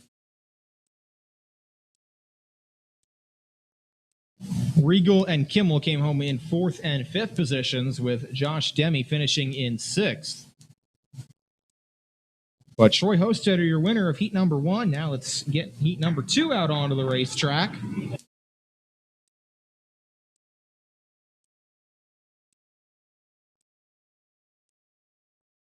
Hostetter came from 7th to win that thing. see if that's a good omen for Katie Purcell, who starts 7th in this second heat race. Lila Reagan is going to be on pole with Josh Michael alongside of her. Chris Cunane in the 39 and the 4D of Daryl Wagner start on row 2. Sean Yeagley and Sam Yeagley start together on row 3. Katie Purcell on the inside of Ed Hollenbach in row 4. And your point leader, Dale Kreiser, starting in the 9th position.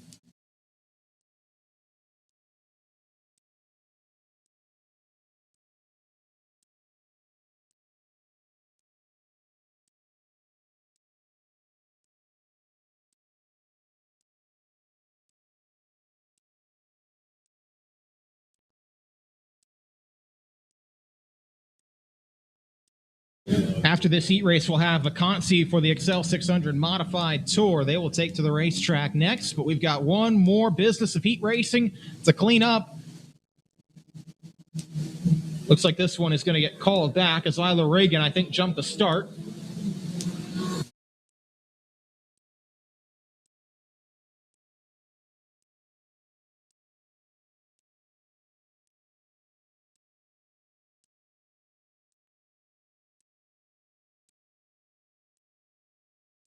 So we'll bring it back and try it again.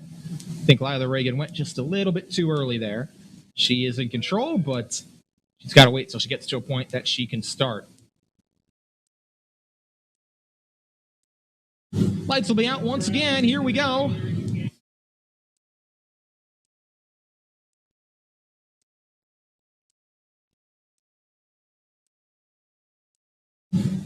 So Lila Reagan and Josh Michael back on the front row. Take 2. Much better. Green flag is in the air. Back to turn number 3. Side by side. They'll race off the corner. Josh Michael on the high side is going to have the lead. Oh, trouble. Katie Purcell and Dale Kreiser got together. Kreiser and Purcell might have hopped wheels there out of turn number 4. Kreiser slid high, but keeps it straight. He'll get around the outside of Purcell. Now try to work to the inside of Sean Yeagley further back. In the meantime, Michael and Sam Yeagley have gotten through as your top 2, with Ed Hollenbach on the outside of Daryl Wagner for the 3rd spot. Everybody that started on that outside line is moving their way up. Hollenbach up to 3rd. He'll go to work on Yeagley for 2nd. Nose to tail off the turn number 3 is Ed Hollenbach behind Sam Yeagley. Yeagley right behind Josh Michael for the race lead. 3 cars, nose to tail, and a freight train back to 1 and 2. Side-by-side battle is on further back between Dale Kreiser and Daryl Wagner. Whoa, Chris Cunane got sideways. A little bit of contact under Lila Reagan. He will get it back out there and onto the racetrack. Will stay green. Side-by-side battle is on for 2nd. Hollenbach and Yeagley off of the corner. Yeagley gets a good drive off to clear Hollenbach and pull right back up to the tail of the 2M of Josh Michael. Going to see the cross flags this time by. Hollenbach going to go back to work on the inside of Yeagley. Dale Kreiser has joined the party, though. Here they come, side by side. Whoa, Yeagley, Hollenbach got together. That almost opened the door for Dale Kreiser on the outside, but he got a hip check and ran out of racetrack there in turn number 3. He falls back in line behind those 2 that are battling for the 2nd position. Yeagley on the outside, Hollenbach on the inside. Now Hollenbach is pinned down low. That's going to allow Kreiser to try and get around him for the 3rd spot. 2 laps remaining. Whoa, contact. Hollenbach and Yeagley got together. Yeagley nearly got turned around. He keeps it straight, but he's going to lose the 2nd spot to Kreiser. Kreiser going to try and pull to the inside of Josh Michael now out of turn number 2. Side by side at turn 3. From worst to first goes the point leader with 1 lap to go. So it's Kreiser, your leader now. He clears Michael. Sam Yeagley at Hollenbach not done. Trying to battle him for 2nd, but it's going to be well behind Dale Kreiser, who comes to the checkered flag to win heat race number 2 for the Appalachian Auto LLC Chargers. Josh Michael comes across in 2nd. Sam Yeagley holds off Ed Hollenbach for 3rd. Daryl Wagner comes home in 4th. Then Lila Reagan, Sean Yeagley, beg your pardon, and Katie Purcell, 6th, 7th, and 8th, with Chris Cunane coming home 9th.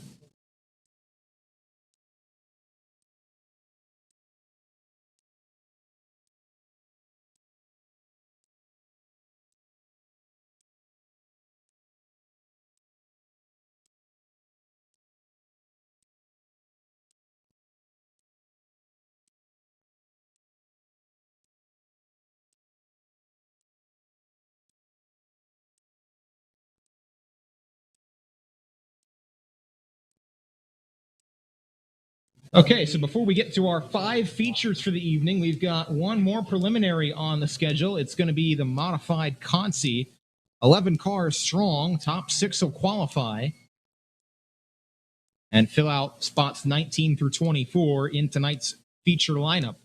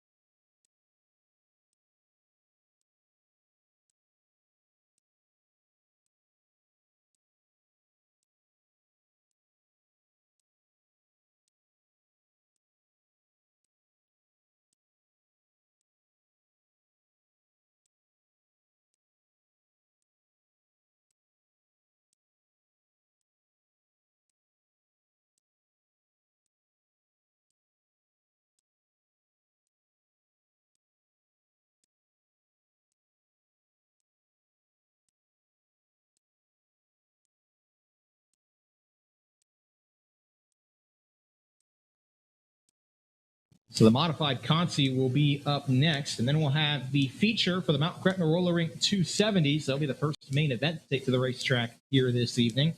We'll have the Excel 600 Modified Tour feature after that, 20 laps in length. That one will be.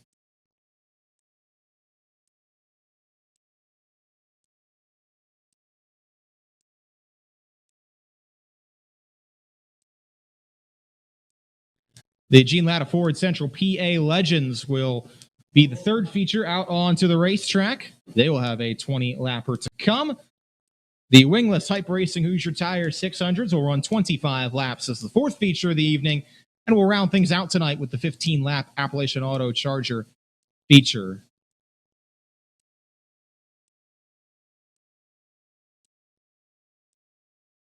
I want to pay off the race chasing awards that we have up for grabs here this evening at Linda's Speedway. We've got a $25 prize, courtesy of Groff Motorsports, $25 from Fredericksburg Eagle Hotel, $25 from the Race Chasing Sticker Fund, $25 from Aunt Deb. I want to thank everybody who participates in those race chasing awards on a weekly basis. Best of luck to all drivers in the race chasing awards throughout the course of the 2021 season.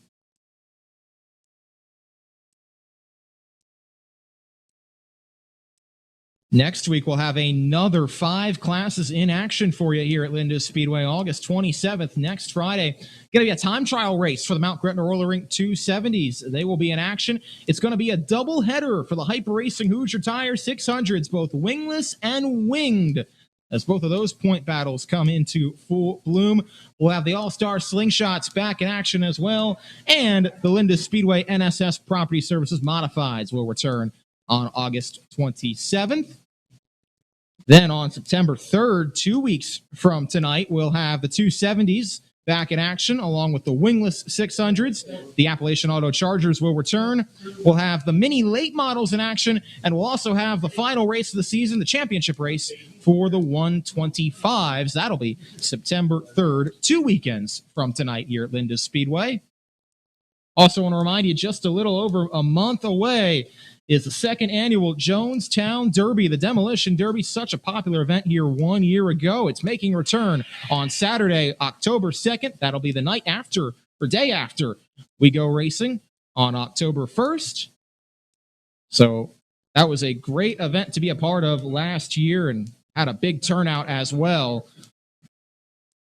So be sure to come out for the Jonestown Derby on October 2nd. That is getting closer and closer on the calendar.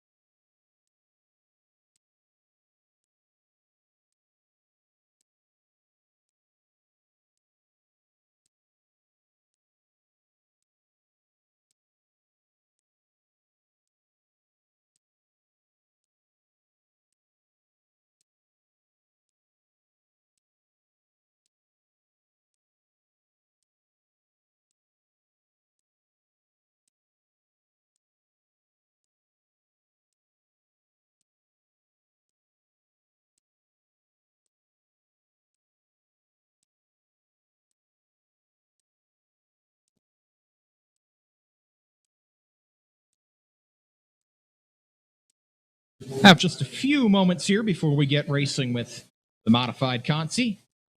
We'll get you that starting lineup when they come out onto the racetrack. But once again, it's going to be 11 cars, and top 6 will transfer. The lineups for the other features on the night starting to flow in as well. Missing your car.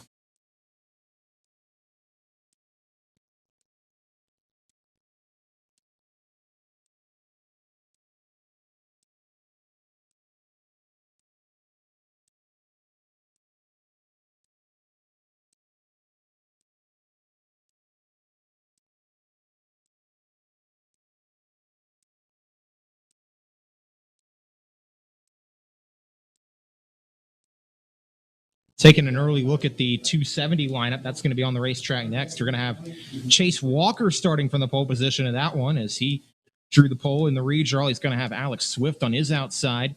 Nick Skias has a win here this season. He starts inside row 2. Mike Boyer, the point leader, is going to start inside of row 3. Right behind him is going to be his closest championship contender, Pete Skias, on the inside of row 4. Your winner last week, Dakota Bartlett's going to start on the inside of row 5 in 9th spot. Among those out on the racetrack.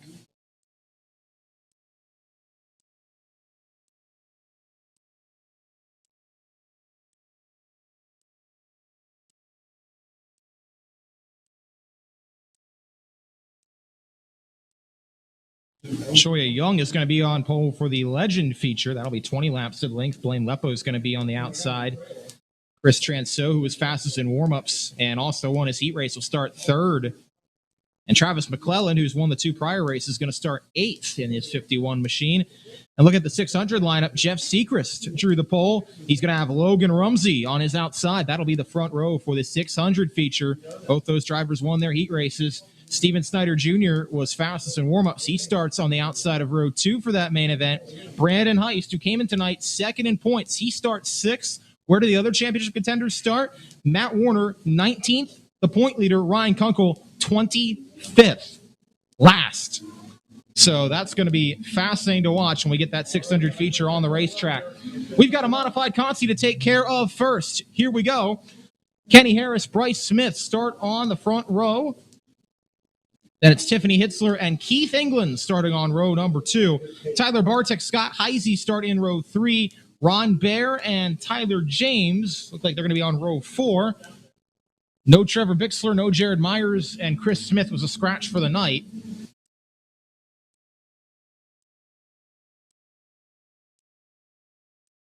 Doesn't look like Bixler or Myers will be out there. So we will have 8 cars for 8 laps, 6 spots in the feature.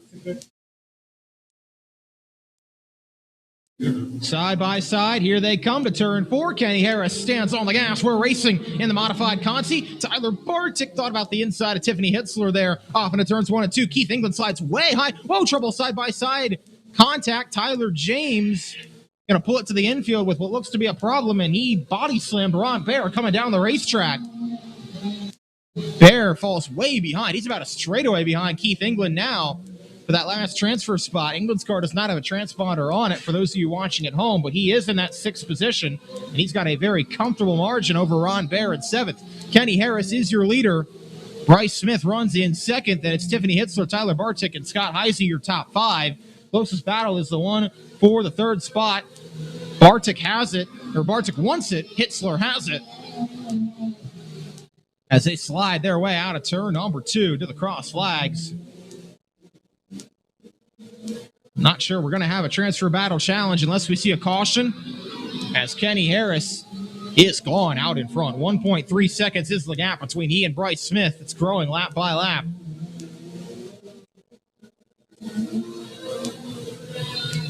Coming around to C3 to go. Kenny Harris has had to come through the Conti a couple times this season, but has been one of the notable drivers, has been close to winning. Oh, trouble for Bryce Smith down the backstretch.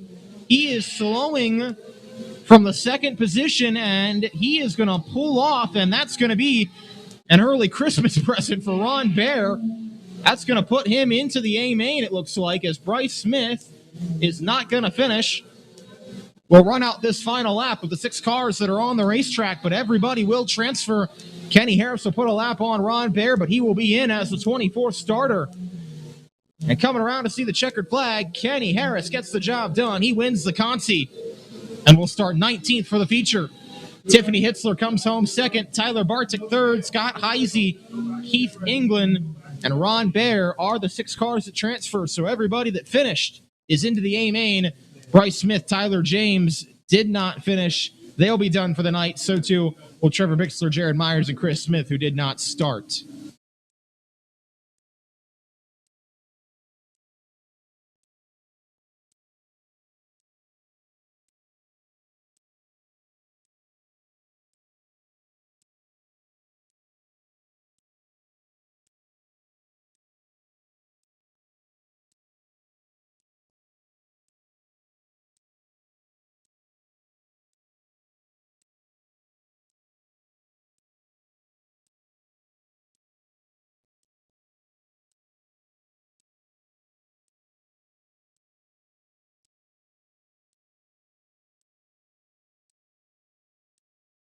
Okay, race fans, it is time for the first of 5 features to get ready to take to the racetrack. We're going to kick things off tonight with the Mount Gretna Roller Rink 270s. Chase Walker, Alex Swift's on the front row. And here we go. They're going to come out on the racetrack in just a moment.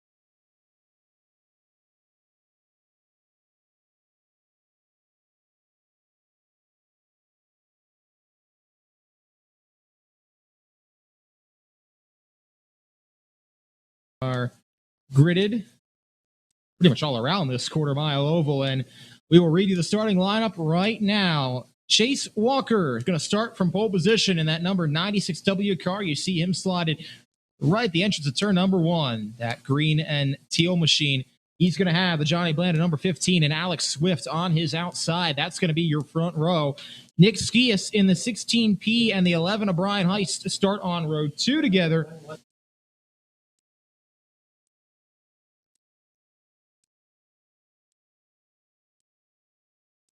Then it's going to be Mike Boyer and Darren Miller starting on row number 3. Mike Boyer entered the night with a 53-point lead in the championship as he chases down his second consecutive Mount Gretna Roller Rink 270 points title here at Lindis Speedway. He'll have to do it from 5th. He's got his closest pursuer in the championship, Pete Skias, who won a heat early in the night behind him, and then Braden Spencer, who also won a heat on the 4th row. Dakota Bartlett, last week's winner, and Dave Labe going to complete your top 10. Then Scott Gingrich came home in 11th. Going to start in 11th, I should say. That's the spot he drew in his heat race. Brent Shear won his heat, but drew the 12th and final position. So that's where he's got to come from in this feature. He's going to have 25 laps to try and find his way to the front, that 76B machine. The rest of your lineup goes like this. Brandon Heist in the 99 starts on the outside, inside of row 7 with Austin Miskowski on his outside. Cody Siegel 17 and Dan Boyer 6 start in row number 8. Zach Young in the 3Y and the 19R of Elijah Reed. That's row number 9. Matt Fernsville in the 19 and the 47 of Ernie Newmaster start on row 10. Christy Swiger, the 34, and Andrea Matter-Martin start on row number 11. One of the fastest cars in the field, Pat Beeler, starts from the inside of row 12. He was fastest in warm-ups, looked to be the fastest in his heat race, but broke. He's all the way at the back. And he's going to have Jason Klinger starting on the outside of row 12.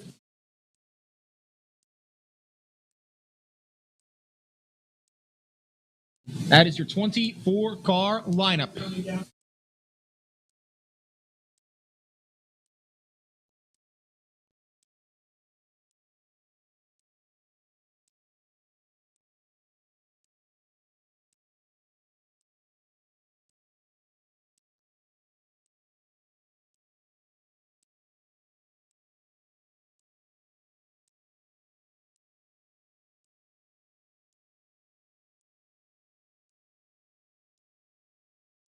Looks like they've gotten just about everybody into order. As the field grids up.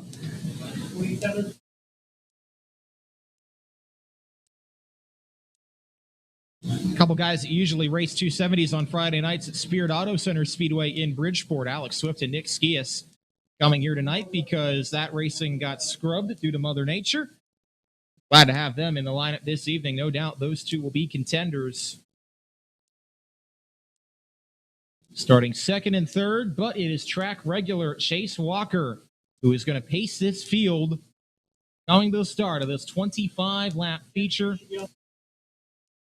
Still trying to get the back of the field into the correct order.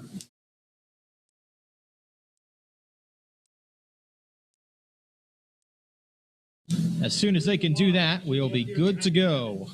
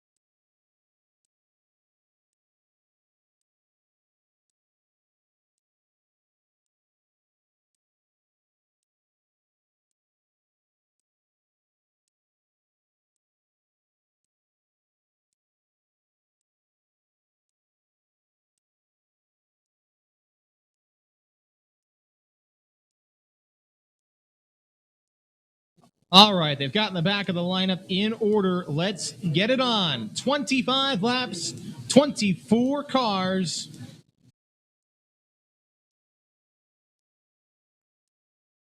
I say it's a good time to do it. Chase Walker and Alex Swift, they start on the front row for this initial start. We'll see what happens from here. Green flag is in the air. We're racing with the first feature of the evening, and there's contact in turn 4. Nick Skias and Alex Swift got together as Swift ran down the hill.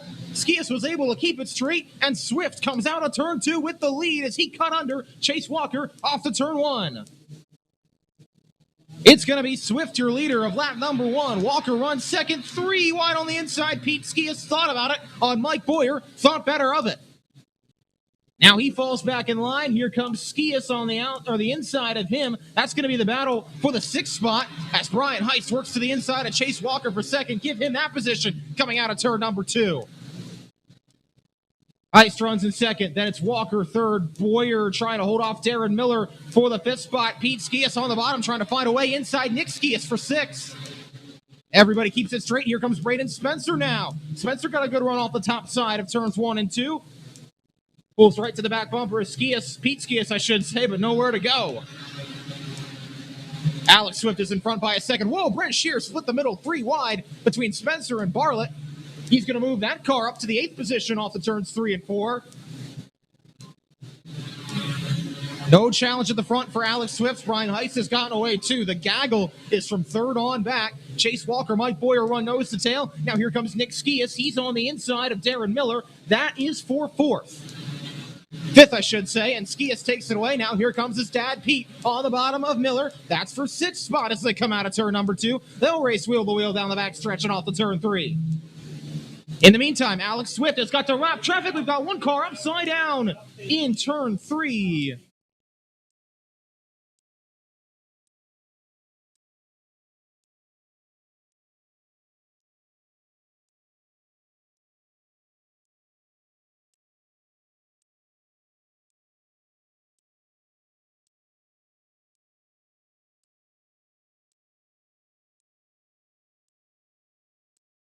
That is the 44 of Pat Beeler who went over in turn number 3.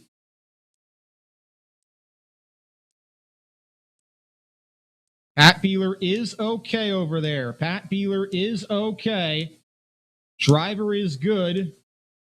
Probably not happy, but he's at least all right physically. Wild ride in turn 3.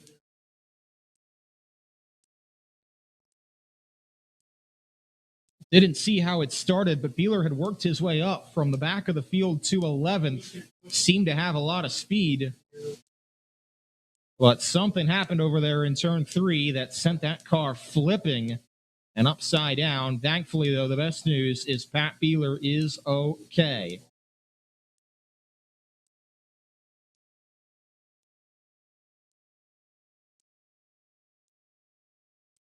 Looks like Dave Labe might have gotten a piece of that as well. He was running right around where Beeler was. Beeler was racing, I believe, with Braden Spencer down around that 11th, 12th, 13th area. And you can see the damage on Labe's car at the exit of turn number 4. The wing on that car has a lot of damage.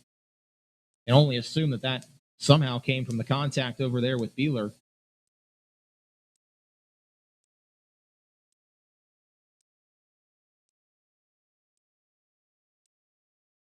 But Beeler is good. He's walking away there at the exit of turn number 3. He'll get a ride into the ambulance. And thankfully is okay.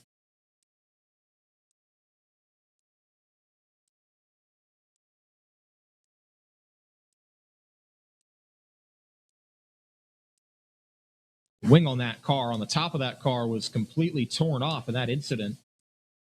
You can see the wing tree is all that's left on that car in turn number 3. As it's going to be put back on the hook.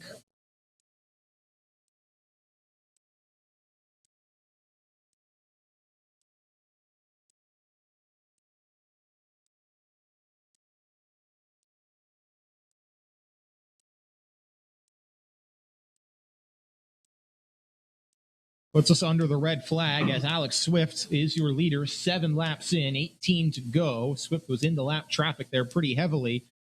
As we go back to the yellow flag now, Brian Heist had worked his way to second. Chase Walker was third. Then Mike Boyer fourth. Nick Skias fifth.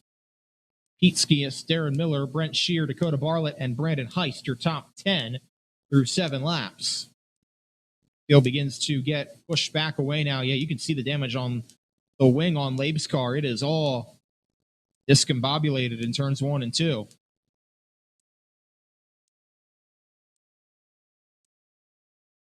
But as long as there's no damage to the frame of that car, he might be able to continue.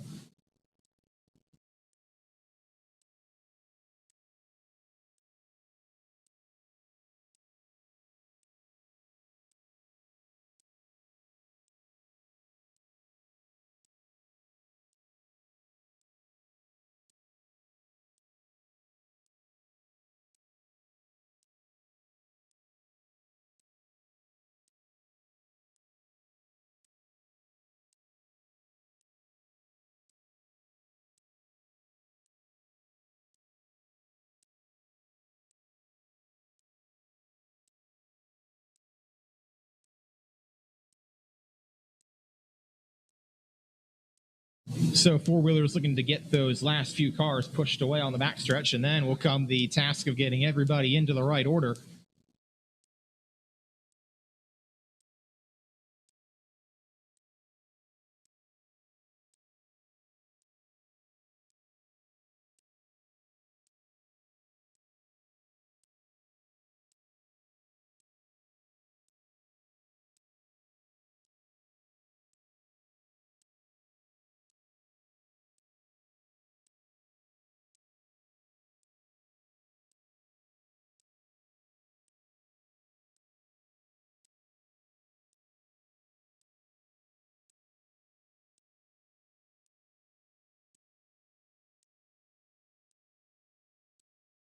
Brian Heist will come around, and you will get into line right in between Alex Swift and Chase Walker.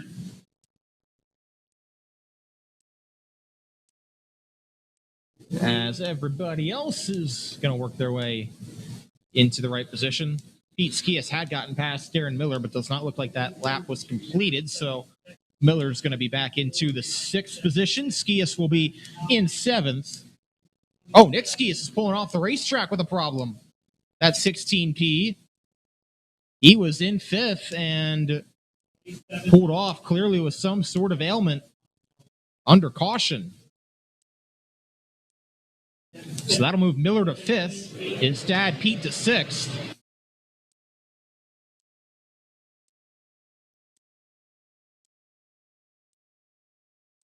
Shear, Bartlett, Heist, and Spencer are going to be your back part of the top 10 there, behind the drivers we already mentioned.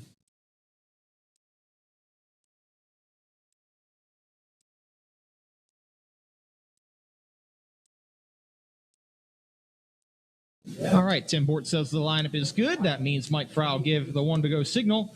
Alex Swift, Brian Heist, Chase Walker, Mike Boyer, Darren Miller, Pete Skias, Brent Shear, Dakota Bartlett, Brandon Heist, and Braden Spencer. That's your top 10. Dave Laib, Cody Siegel, Scott Gingrich, Dan Boyer, Austin Miskowski. 11 through 15, Matt Fernsler, Elijah Reed, Jason Klinger, Christy Swigert, Ernie Newmaster, Zach Young, and Andrew Matter-Martin at the back. Here they come to the green flag. Alex Swift stands on the loud pedal, and we're racing back to turns 3 and 4.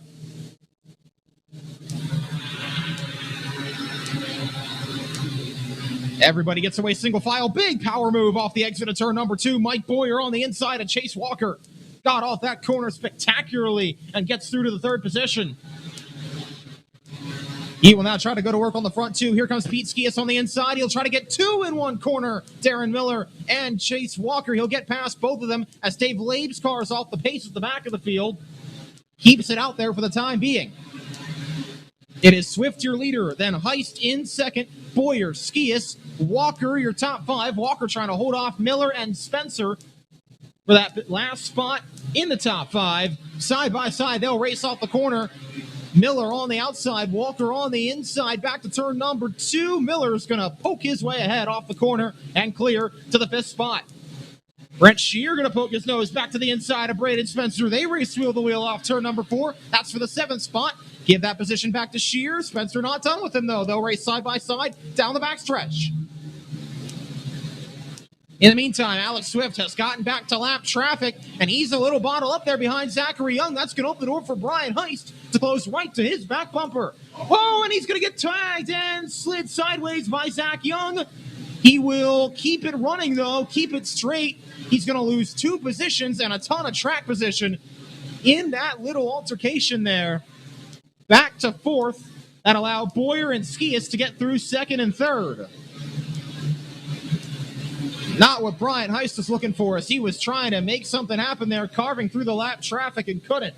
Now the gap is 1.25 seconds and 1 lap car between Swift and Boyer, as Chase Walker got all out of shape in turn 3. Nearly wadded him up there down in that set of corners. Brent Shear on his outside coming out of turn number 2 now. They will battle for the 6th position. No challenge at the front for the time being. Swift and Boyer both working their way through lap traffic. Closest battle is the one for 6. Brent Shear on the outside of Chase Walker has it. Oh, Dan Boyer slides sideways in turn 2. And that is going to put us under caution as he slides to a stop with 8 laps remaining.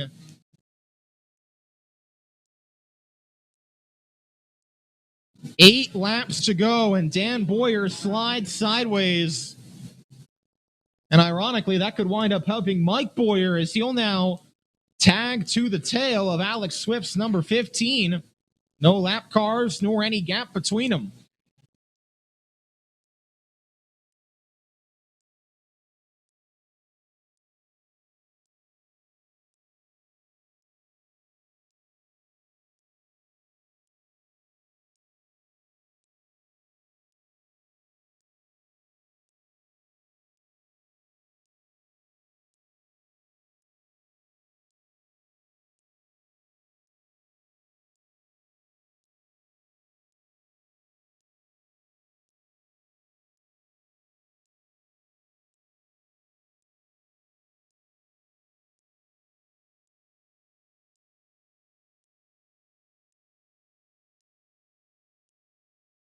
So, stage is being set for this potentially final restart. We'll see if it winds up being that. Alex Swift, Mike Boyer, Pete Skias, Brian Heist, and Darren Miller.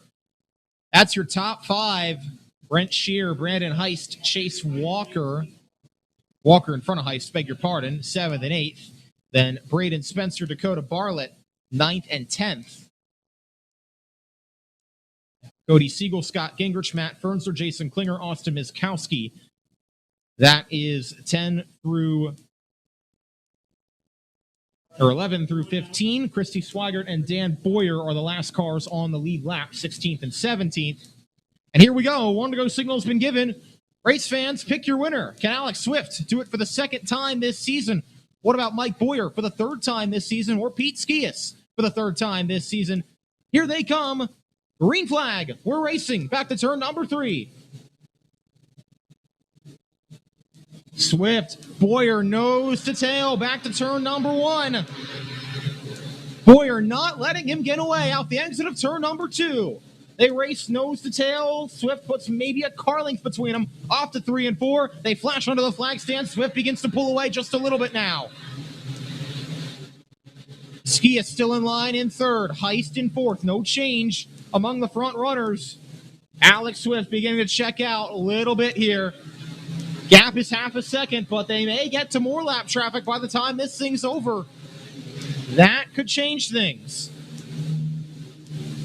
First, Alex Swift's going to see the open palm of Mike Fry. 5 laps remaining in the 270 feature. Battles on further back. Brent Shear and Chase Walker. Walker to stand on the binders to keep from running into the Nerf bar of Shear's car. That allowed Braden Spencer to get by. But that is all well behind the race leaders. Alex Swift's going to get to Zach Young. That's the first car he'll put a lap down.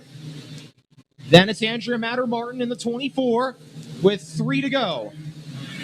Boyer gets by the 3Y, no problem either. 4 car lengths separate the front 2 down the backstretch and off to turn number 3. Alex Swift coming around to see 2 laps remaining in the Blanda Racing number 15. Gets under Ernie Newmaster. He'll have to get around the outside of Elijah Reed. Gonna cut to the bottom now off turn 4. Smart move. White flag is in the air. Final lap for Alex Swift. If he keeps it running straight, they're not going to be close enough to catch him. Coming through turns 3 and 4 for the second time this season, the former National Open winner goes back to victory lane at Lindis. Alex Swift picks up the win of the Mount Gretna Roller Rink 270 main event. It is Swift your winner. Mike Boyer coming home in second. Pete Ski is third. Brent Shear fourth. And Brian Heist completing your top 5. But Alex Swift takes it home. He's your winner of the Mount Gretna Roller Rink 270 feature.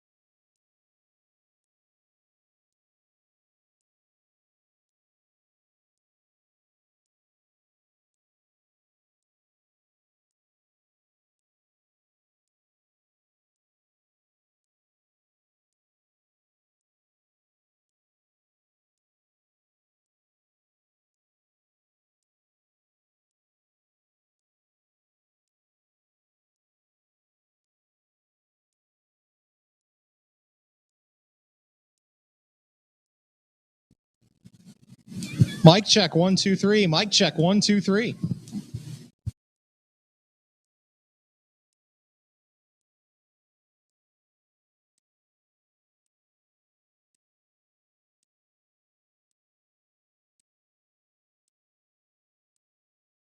Alex Swift is going to climb on out of that Johnny Blanda Racing number 15. Second time a winner this season at Lindis Speedway.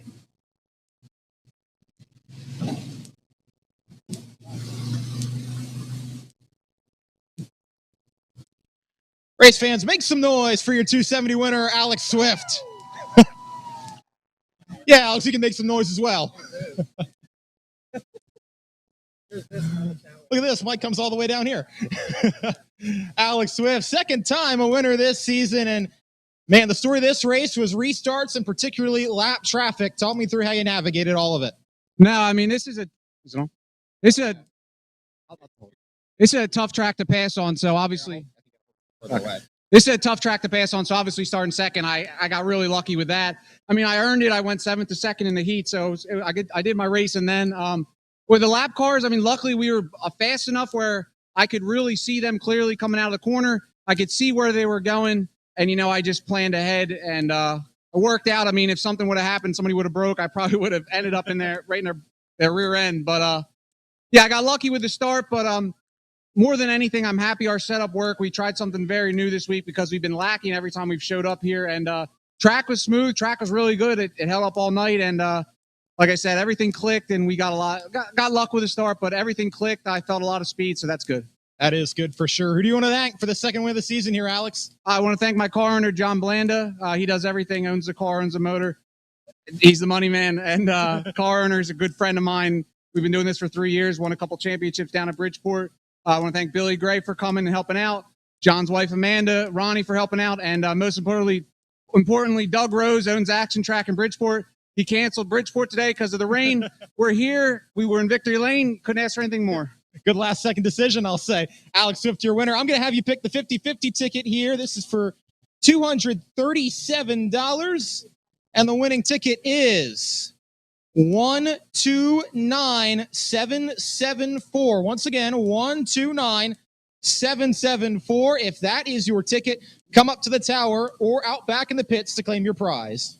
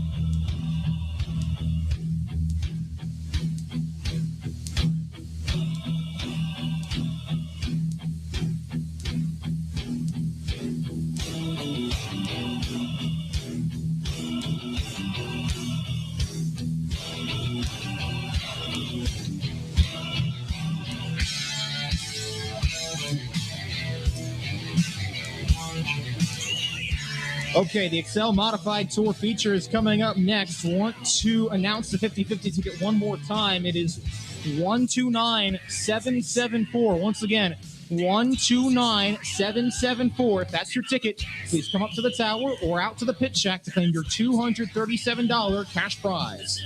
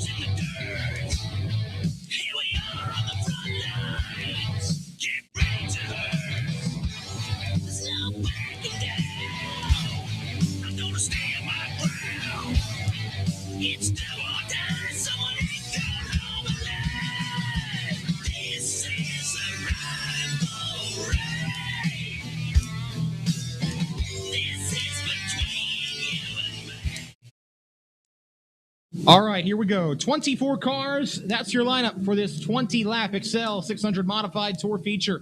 Goes off like this. Austin Daniels won his heat race and drew the pole. He'll start there. Thomas Pritchka starts on the outside of the front row. Eric Hollenbach and Riley Hummel going to start together on row number 2. Then Steve McLaughlin, Ed Hollenbach together on row 3. Your Linda Speedway points leader, heat winner from earlier tonight, Sam Chicatano, starts alongside fellow heat winner Lance Garrison in row 4. Corey England, Richie Hitzler start on row number 5 together. Then Justin Traden, who was fastest in warm-ups, and Josh Bewley start in row 6. Oh, trouble for Eric Whitby. He was slated to start in 14th, and he stops in turn 3. He was going to start along the outside of Seth Chinook in that 7th row, but comes to a stop in turn 3. He'll have to go to the back. That's going to move Chad Miller, I think, to the outside of row number 7.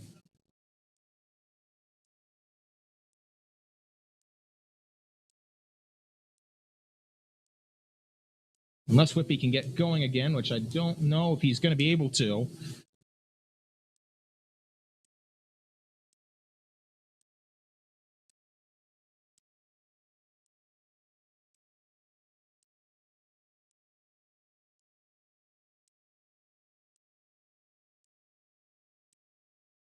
Just going to move the row up, so that's going to move Ty Hope to the outside of row 7.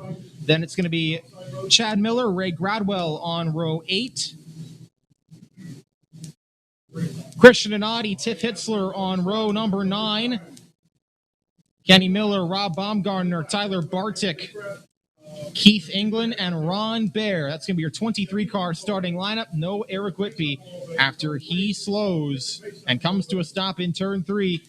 Here come the leaders, Austin Daniels and Thomas Pritchka coming to turn 3. The start line is in turn 4. That means it's go time in the modifieds. We're racing. Daniels clears to the lead. Hummel on the back bumper of Pritchka coming out of turn number 2. Side by side with Eric Hollenbach. 3 wide further back. That is Chicatano on the inside. Ed Hollenbach got shuffled to the top. Chicatano and McLaughlin going to race side by side for the 5th spot. Coming out of turn number 2. Not a side by side battle for long. Chicatano takes it away. Front 2 remain the same. It's Daniels and Pritchka out in front with 2 in the books.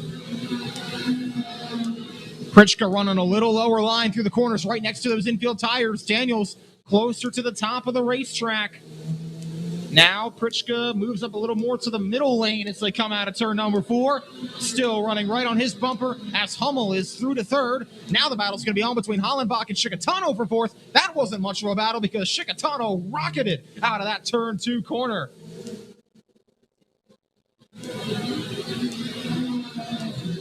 Front 4 nose to tail. Here comes Chicatano knifing his way to the inside of Hummel. Side by side. Whoa, contact down the backstretch. Hummel clips the outside wall. Way out of the groove. Going to lose a couple spots all the way back to the outskirts of the top 10. My buddy Chris Graham would call that right side romance from Sam Chicatano to Riley Hummel. It gets Chicatano through to the third spot.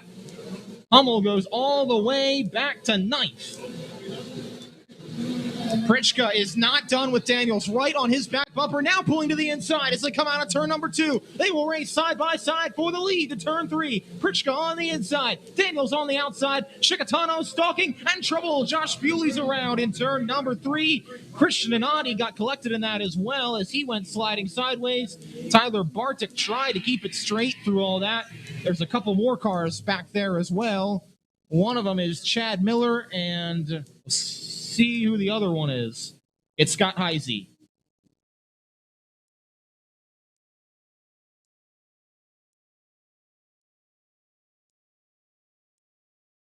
Not sure how all that got started, but Bewley was the first car turned around. Lance Garrison just pulled off of the back of the field. Not sure what's up with his car. He was running in 13th.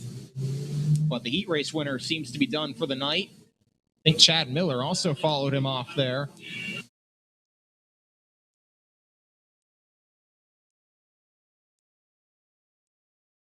Bewley will tack back on to the tail. Winner from earlier this season is Josh Bewley, but car's got a little bit of damage on it. Thomas Pritchka was coming on Austin Daniels. They were side by side for the lead, and Chicatano was not letting either of them get away. So it'll be Daniels, Pritchka, Chicatano, then Eric Hollenbach, and Steve McLaughlin, your top 5. Richie Hitzler is going to start in 6th. Corey England's going to be in the 7th spot. Riley Hummel 8th. Eric Hollenbach and Ty Hoke on row 5 as the field gets doubled up now.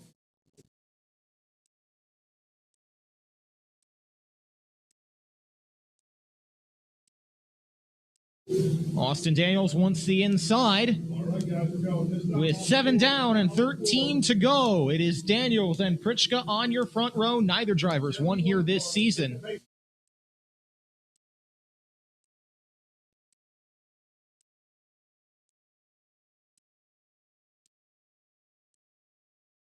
Here they come. Daniels, Pritchka lead us to turn 3. Let's get this baby back going. Green flag is in the air. 7 down, 13 to go. Side by side. Chicatano might think about 3 wide. No room. Pritchka's going to slide in between those two. Try to get back to the bottom where he wanted to be. Chicatano's going to fill that hole though, but back out of it. Pritchka on the inside. Oh, trouble. McLaughlin got turned around in front of the field. And Chinook is in that as well. Bartik and then Donati and Scott Heisey piled in.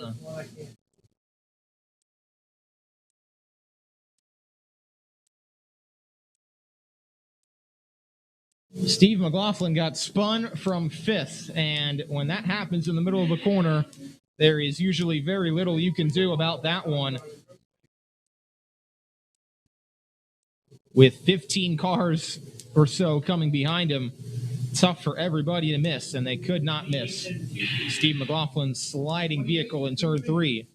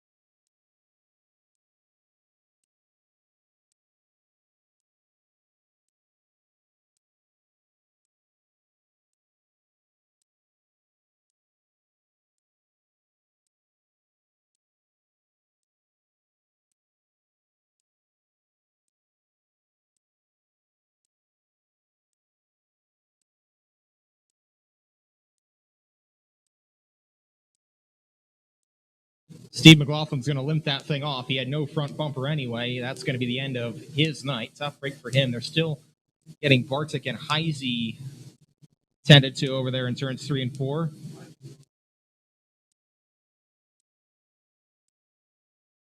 Seth Chinook is going to pull off as well. He gets away from turn 3 and off the racetrack. to be the end of the night for him. Tough for the winner, the guy that got his first win prior this season.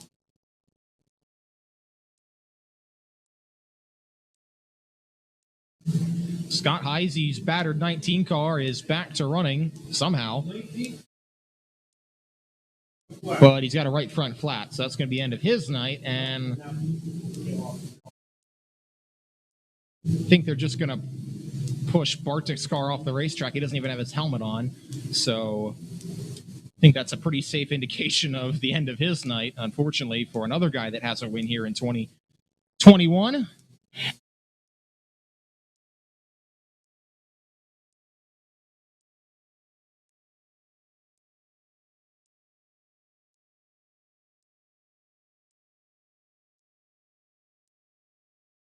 Okay, going to be a single file restart this time with 7 down. Austin Daniels, Thomas Pritchka, Sam Shikatano, Eric Hollenbach, Richie Hitzler, your top 5. Corey England, Riley Hummel, Ed Hollenbach, beg your pardon. Then Ty Hoke and Justin Schraden in your top 10.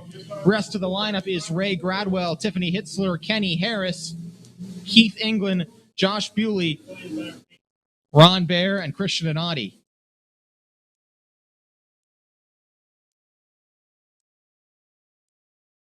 Austin Daniels leads him down. Green flag is in the air, and we're back to racing. Single file. Here comes Shikatano on the outside of Pritchka. That's for second.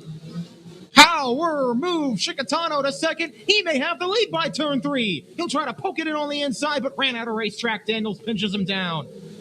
Contact further back. Corey England and Eric Hollenbach bounce off each other. That's for 4th. They continue side by side to 1 and 2. Sam Shikatano right on the back bumper of Austin Daniels. Daniels slides high. Shikatano on the inside, slides back up in front, and Sam Shikatano is to the lead with 9 laps down. Came from 7th starting position, did not take the defending Linda Speedway champ long. As we see the cross flags, he's now out in front by 5 car lengths.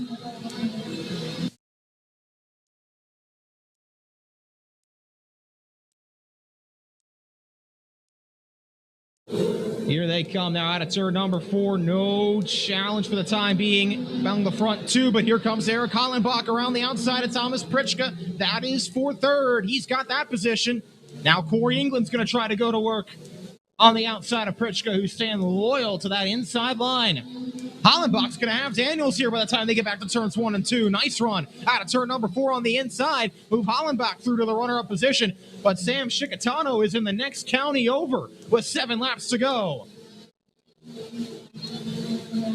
2.43 seconds is the gap. Here comes Corey England to the inside of Daniels. That is for 4th. Ty Hoke is off the pace, pulling it to the infield.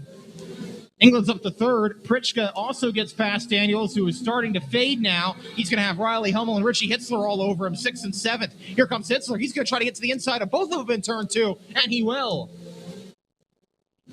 5 to go for Sam Shikatano, though, out in front. The gap is ridiculous. And Daniels is off the pace. He's got a problem, and Bewley drove right into the back of him and around. As Daniels' car slowed down the front stretch, and Bewley never saw him until it was too late.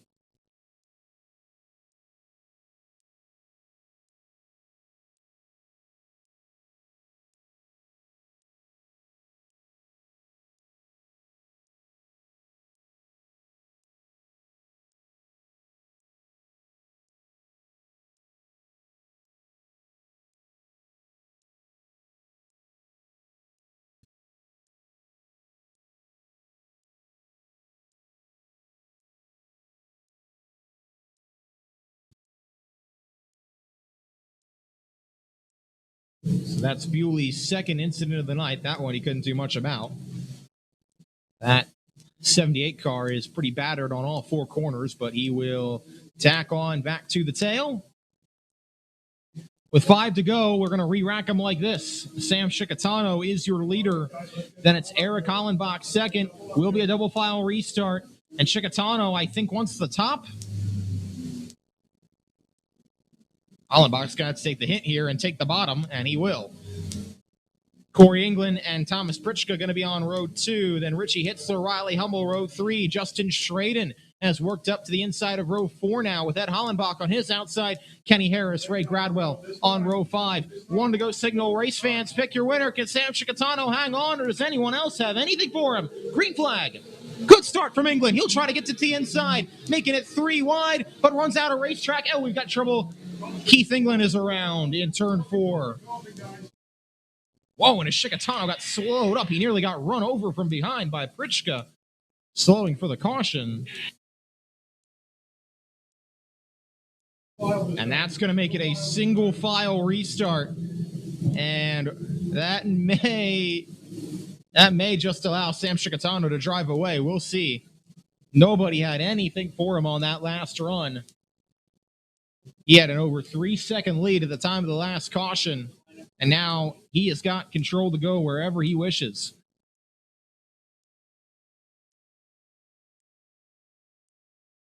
Lights go back out. Single file restart. Let's do it. 5 to go.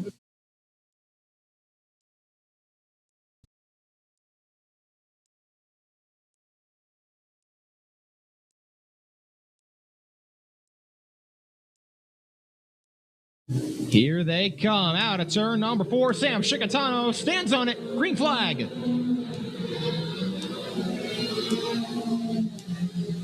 Coming back through 1 and 2. Chicatano, no challenge. Corey England trying to go to work on Eric Hollenbach for second.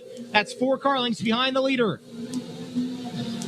Chicatano just ran the fastest lap of the race on that restart. 13.432 seconds. He is on it. Coming back to see 3 to go now. Sam Chicatano is the only driver to win more than 1 race here this season at Linda Speedway in the modifieds. He's trying to add another one to the books tonight. He's also your point leader in the NSS Property Services modifieds. 20-point advantage over Eric Whitby. These races don't count toward that, but he has shown the speed with the tour and at the track. And now he'll see the white flag. 1 lap to go for Sam Chicatano out in front. Don't think England's going to be close enough to challenge Hollenbach. Nobody's going to be close enough to challenge Sam Chicatano. Out of turn 4, Sam Chicatano takes the checkered flag to win the Excel 600 Modified Tour feature. Eric Hollenbach will bring it home second. Corey England is third. Thomas Pritchka, Richie Hitzler will complete your top 5. But Sam Chicatano does it again, and he's your winner of the Excel 600 Modified Tour feature.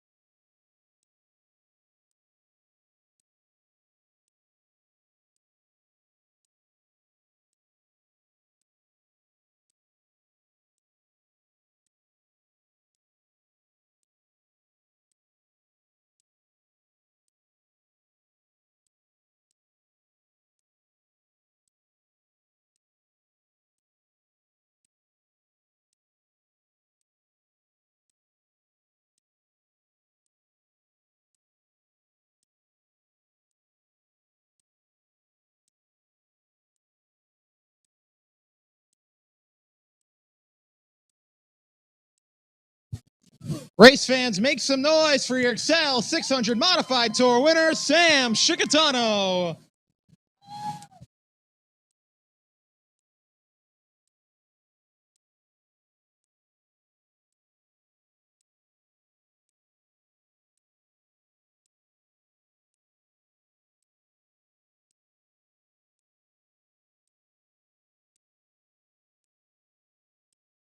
Pay to the order of Sam Chicatano, $500 as your winner tonight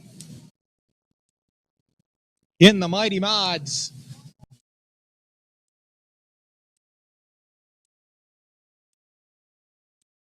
Let him get everything off, then he'll get a word in with us, the defending track champion, firing on all cylinders right now.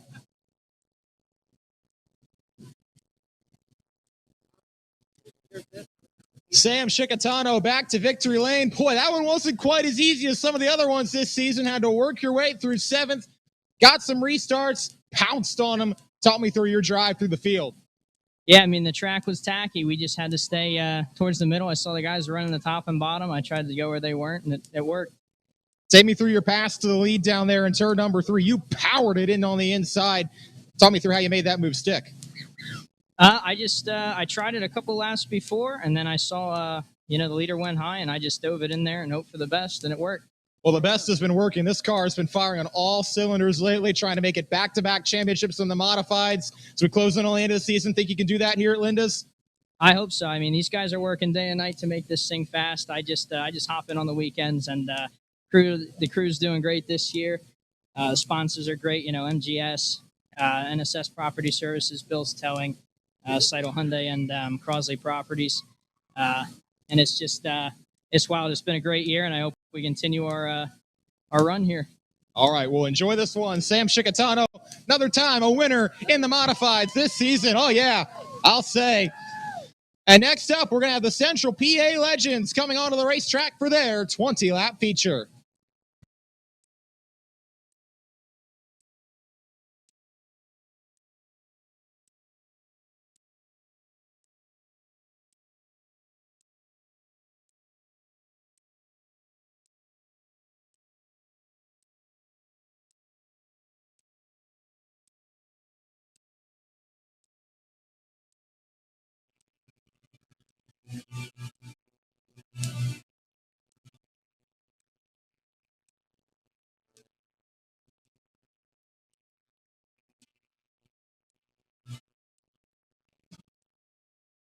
Let's rock with the Gene Latta Ford Central PA Legends. Here they come to life. 17 of them on the racetrack, and your lineup will go off like this. Choya Young starts from pole position in the 4J, and outside is going to be the 18B of Blaine Lepo. Fastest driver in warm-ups and the heat race winner, that was Chris Transo. He starts third, Eric Hurst in fourth. Row number 3 sees your point leader in the CPL Hottashell Home Improvement Standings, Logan Carball. On the inside of row 3, Vincent Wenrick on his outside. Aaron Updegraff won a heat and starts on the inside of row 4. Travis McClellan, winner prior 2 times this season, is in row 4 on the outside. Bill Deal, the point leader in the Central PA Legends, is alongside Owen Dim on row 5. Rest of the lineup is Corey Phillips, Robert Stoff, Lincoln Kirchner, Dan Stout, Sean Miller, Rick Hardwig, and Scott Musselman. Here we go. No Rick Hartwig out there, so 16 cars, 20 laps. Choya Young, Brand Lepo on the front row. Here we go. Green flag. We're racing with the Central PA Legends. Young to the lead. Here comes Transo on the inside of Lepo. Blaine Lepo gives a little bit of a tag to the right side of that 4Y machine and gets through to the lead. Oh, trouble.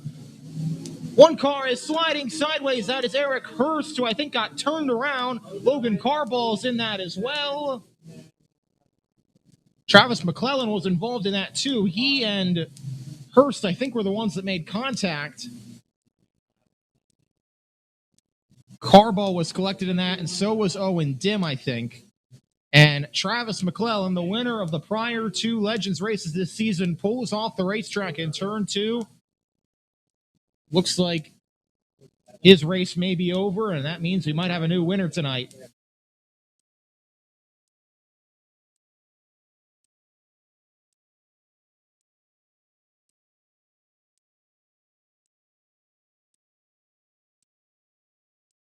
Looks like Owen Dim's car is going to need the wrecker on that thing, and Logan Carball might not be able to get fired back away either. We'll see. That started when Eric Hurst got turned around there in turn number 3. There was contact between he and McClellan. Not sure who was at fault, but either way, might have just been a racing incident, but that's going to do it. For McClellan, he's done with a problem that may have been related to that.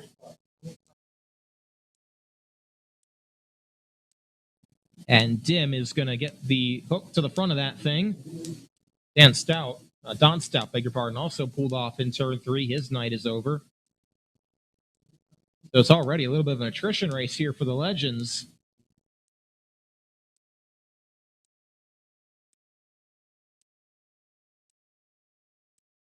Looks like we'll have 13 cars left running here. If Carball, oh no, Carball's got way too much damage. Look at the damage on the right front of that thing. That tire and wheel is not where it's supposed to be.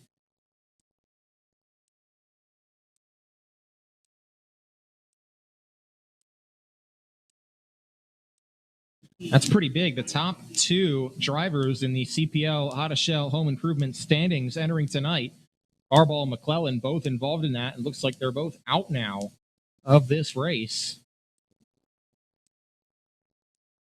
Carball came into the evening with a 43-point lead on McClellan. Sean Miller was third in points in third. Of course, he was third in points in third. 81 points back. He is near the tail of the field right now in that 61 machine. Looks like he's going to restart in 11th after he started in 15th.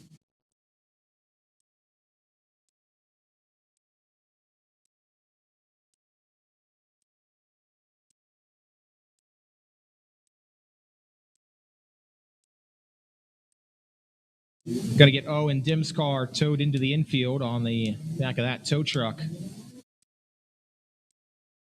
Going to have to get another one out for Logan Carball's machine, and that keeps us under caution. We did not get a lap in, so Choya Young will go back to the point.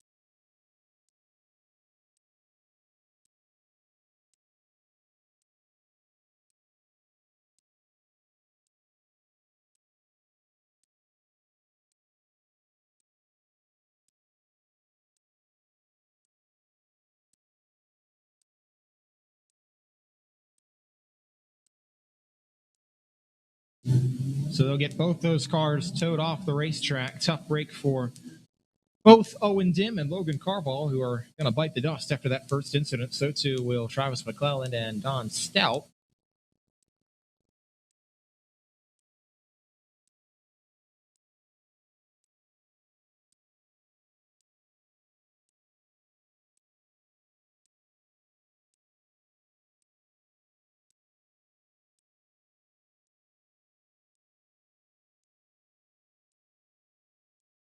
So the revised lineup here for this second attempt at the start, it's going to be like this. It'll be Choya Young and Blaine Lepo back on the front row.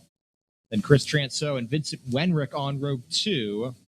Aaron Updegraff and Bill Deal are going to be on row 3. Corey Phillips and Robert Staff on row number 4. Lincoln Kirchner and Scott Musselman on row 5. And then Sean Miller and Eric Hurst on row 6. Track is clear, so gonna get the one to go signal this time. We'll try it again for the Gene Latta Ford Central PA Legends. One to go signal is given, and we will have a new 2021 winner here tonight with Travis McClellan out of the running.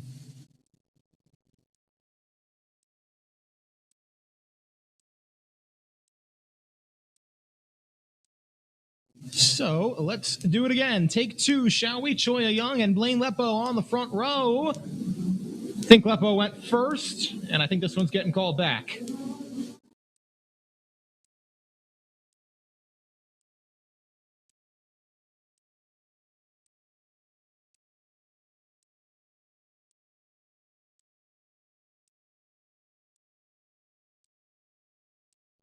Lepo trying to time the start right and didn't quite do it. So he'll get one more chance from the outside of Choya Young on row number 1. And we'll see if third time is the charm here to get this Central PA Legend feature underway.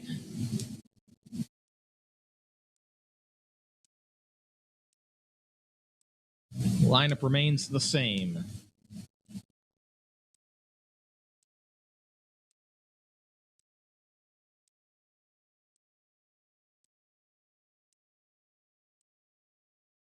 Here we go. Back to the backstretch start line. Take 3. Green flag. We're back racing. Good start from Young. Fires it off in there to turn number 3. Has to check up a little bit. Allows Lepo to get right back to the back bumper. Transo is there as well. Whoa, Lepo might have gave Young a shot there through 1 and 2. Bump and run. Pass to the lead. Goes to Blaine Lepo.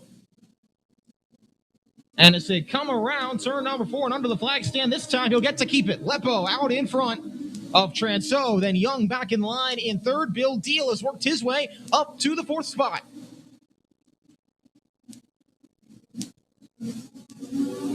Lepo has the advantage coming out of turn number 4. 0.7 seconds in front of Chris Transo. Young's car pushes high again. Bill Deal's going to come to the inside. That is going to be the battle for the 3rd spot. Drawing a bead. Young's car way up the racetrack. Might have a problem. Vincent Wenrick gets under. So too does Robert Stoff, and Aaron Updegraff trying to find a way past as well. Blaine Lepo, though, running the fastest laps of the race out in front. Coming around to C. 4 laps in the books.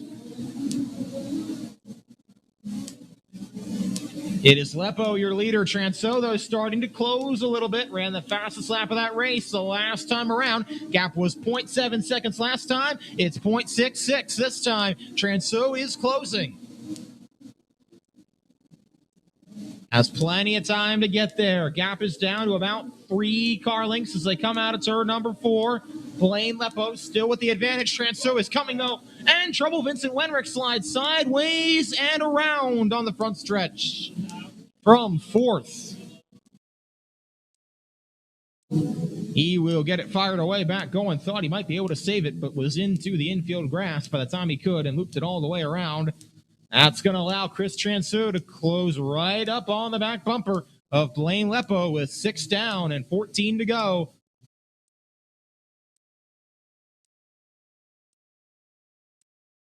Looks like we'll go lights out next time by here as the lineup is all in order. It is Blaine Lepo, Chris Transo, Bill Deal, Robert Stoff, and Aaron Updegraff. Your top 5. Lincoln Kirchner, Troy Young, Corey Phillips, Eric Hurst, and Scott Musselman are your top 10 with Sean Miller and Vincent Wenrick, the other cars, now at the tail.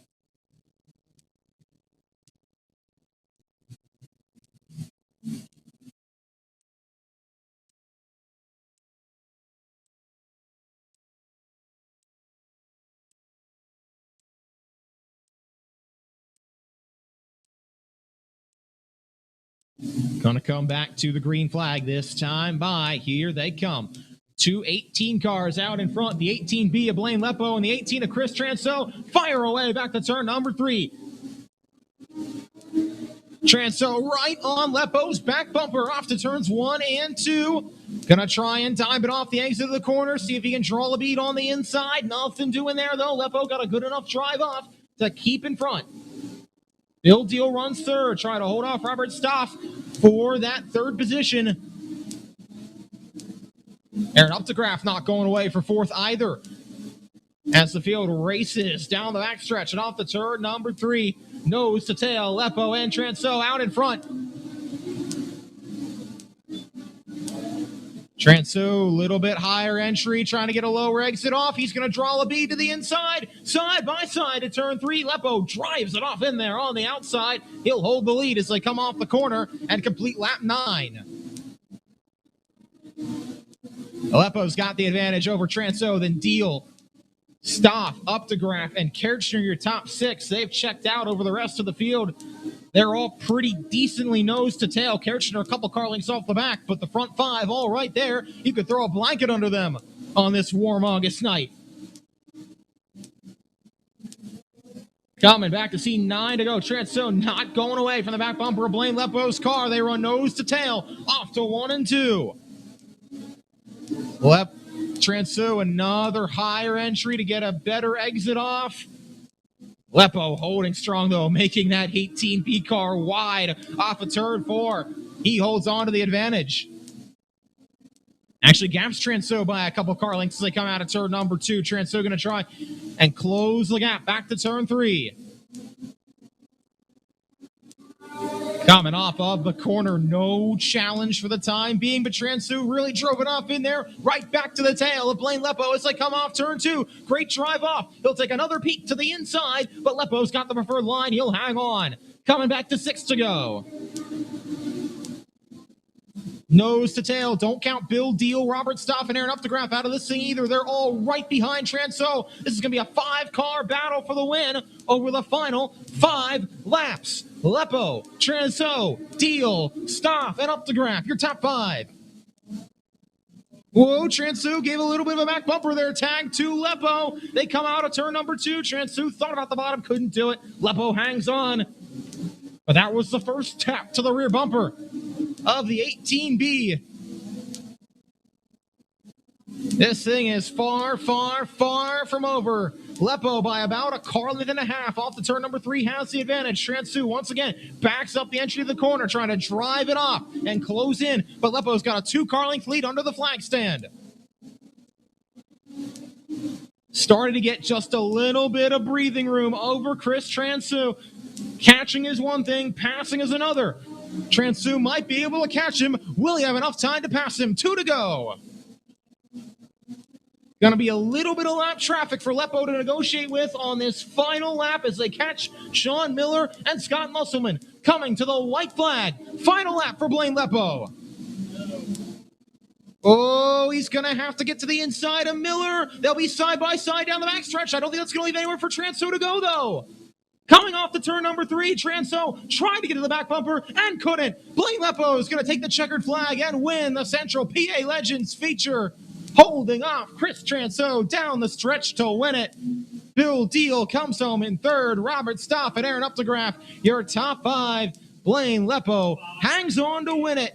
And he's your winner of tonight's Gene Latiford Central PA Legends main event at Linda Speedway.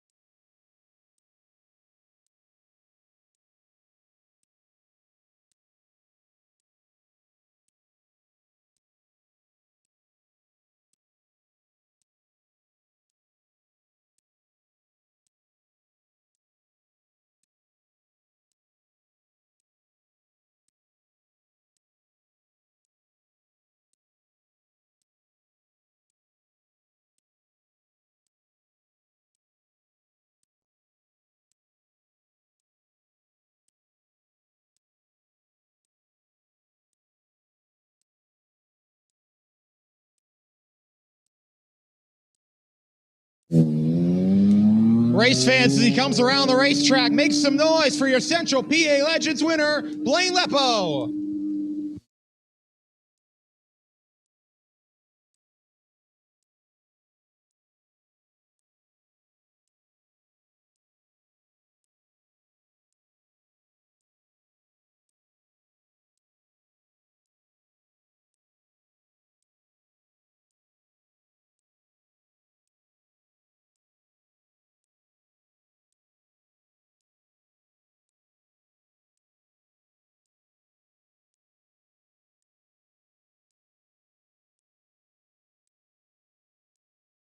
That's the most fun game of capture the flag that's ever been invented. The victory lap for Blaine Lepo as the winner of the Central PA Legends feature.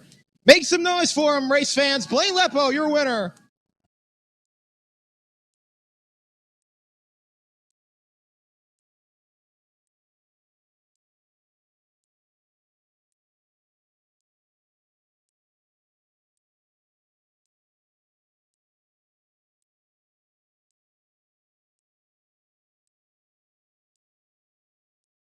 Some well-earned congratulations and a well-earned victory. Blaine Lepo gets the job done.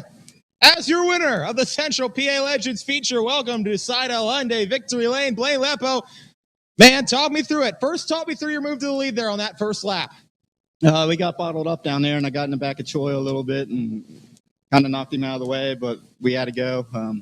This is huge for us. Last week, we didn't even make the freaking show, so to come back and redeem ourselves is pretty special. Redemption, no doubt about it, but man, you had to hold off Chris there pretty much that entire race, particularly on that last run with Bill and Aaron and some of the rest of the guys all there behind you, jockeying for position. That was difficult. And then as you come to the white flag, you hit lap traffic. What goes through your mind then? Well, I was actually kind of holding back a little bit because I didn't want to catch him, and I had to keep going because Chris, I saw him 3 or 4 times stuck underneath me up there, and I knew we had to go, and hey, luckily it just all worked out. Well, from not making the show to make it to victory lane, Blaine, who do you want to thank for this win? All right, thanks a lot. I appreciate it. You got to thank Dryden, Swagger Bus Lines, my mom and dad. Well, my mom can't be here tonight, but my dad's here. I love you, Dad. Vern Houseman Fabrication. Since our family deal, Vern has meant the world to us and helped us out. Mike, I know Georgie's over there, and she better get over here. Thank you, guys. Gary, McClellan's, everybody. Thank you. Timmy O'Sheehan. Thank you, guys. Love you guys. Well, enjoy this one, Blaine, and hopefully we'll see you back on October 1st. Congratulations to your winner, Blaine Lepo of the Central PA Legends feature.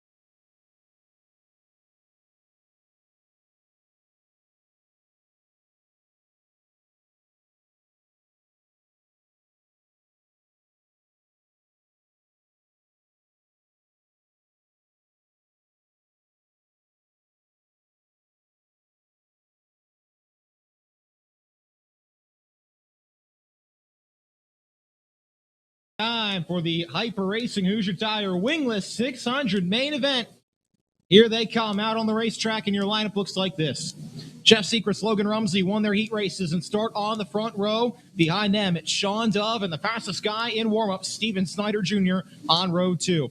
Zach Beeler and Brandon Heist, one of the 3 championship contenders. Great opportunity to make up some points tonight. He starts in 6th on the outside of row 3.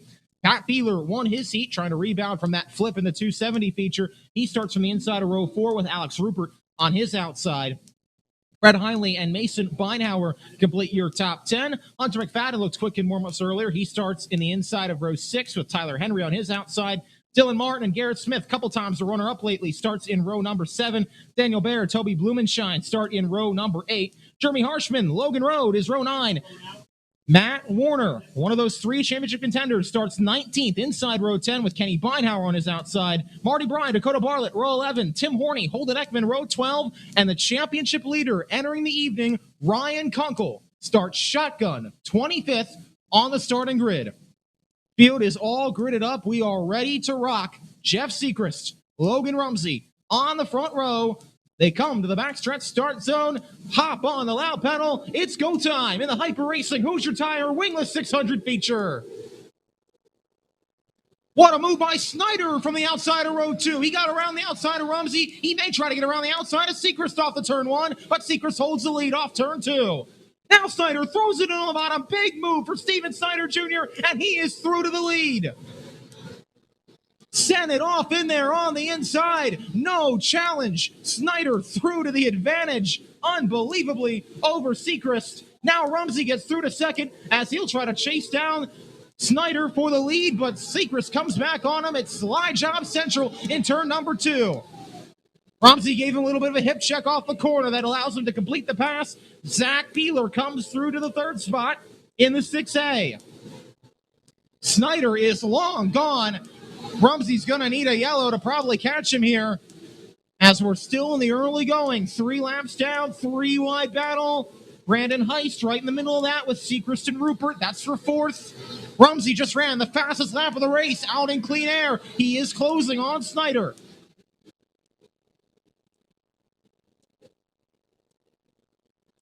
See what the gap looks like this time.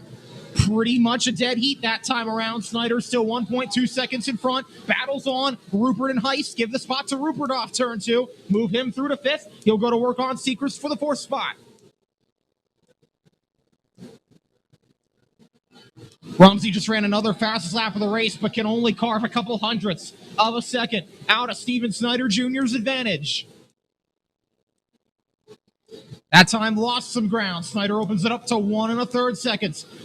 Front 2 have gapped themselves. Zach Beeler in his own little comfy area in 3rd position as well. But Sechrist then leads the rest of the pack. Keeping an eye on the progress of the championship contenders, Matt Warner and Ryan Kunkel have not made much at all. Warner is up to 17th. Kunkel is 24th. And it won't be long before Steven Snyder catches the back of the field with 9 down and 16 to go. First, he's got to get past Tim Horney. He'll do that. He's got about another straightaway before he gets to the back of that well-built Holmes number 61 machine. And Ryan Kunkel, your point leader entering the night, is having a disastrous evening from the championship perspective.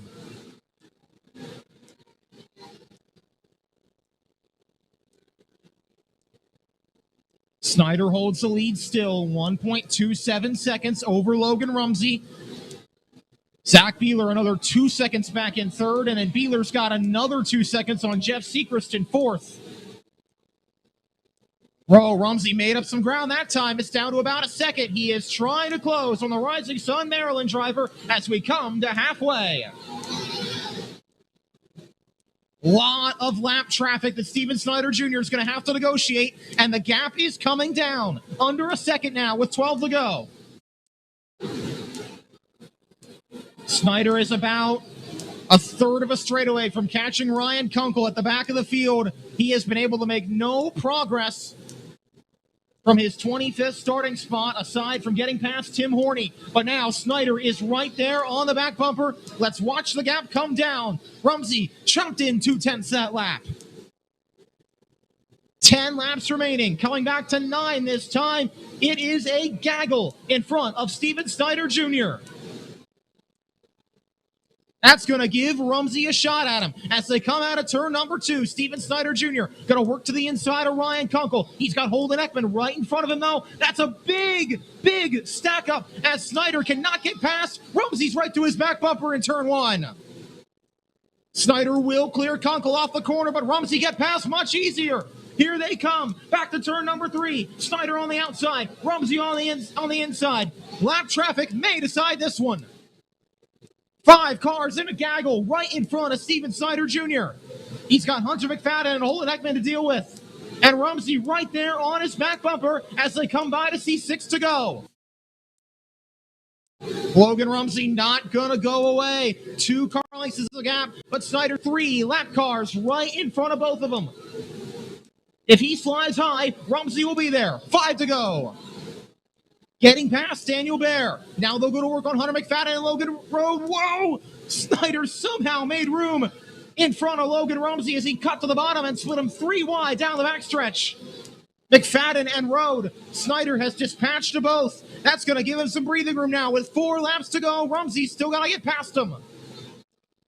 That move might give Steven Snyder Jr. all the breathing room he needed with 3 to go. Rumsey works to the inside of Logan Road. He gets past, but he is losing time to Steven Snyder Jr. out in front. Snyder probably going to have 1 more lap car to negotiate with. That'll be the 25 of Kenny Beinhauer. If he gets past him, he may be home free.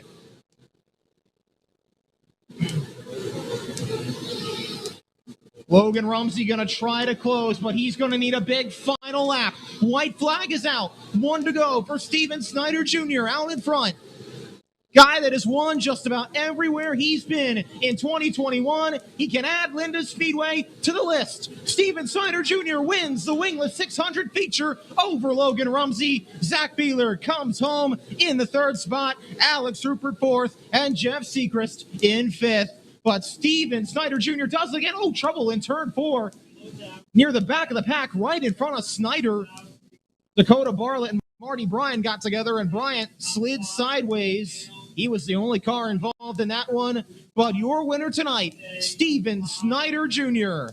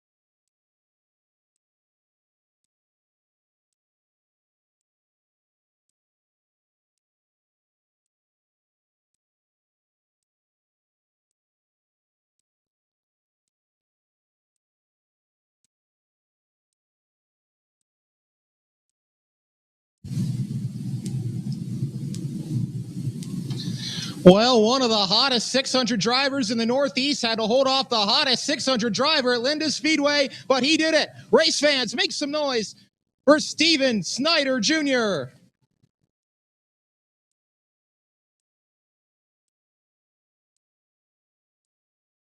Seems like just about everywhere Steven Snyder Jr. goes, he parks it in victory lane, and he can add Seidel Hyundai victory lane at Linda Speedway to that list in 2021. 2nd place finish here earlier this season to Tommy Koonsman. It wasn't easy, but he gets the job done.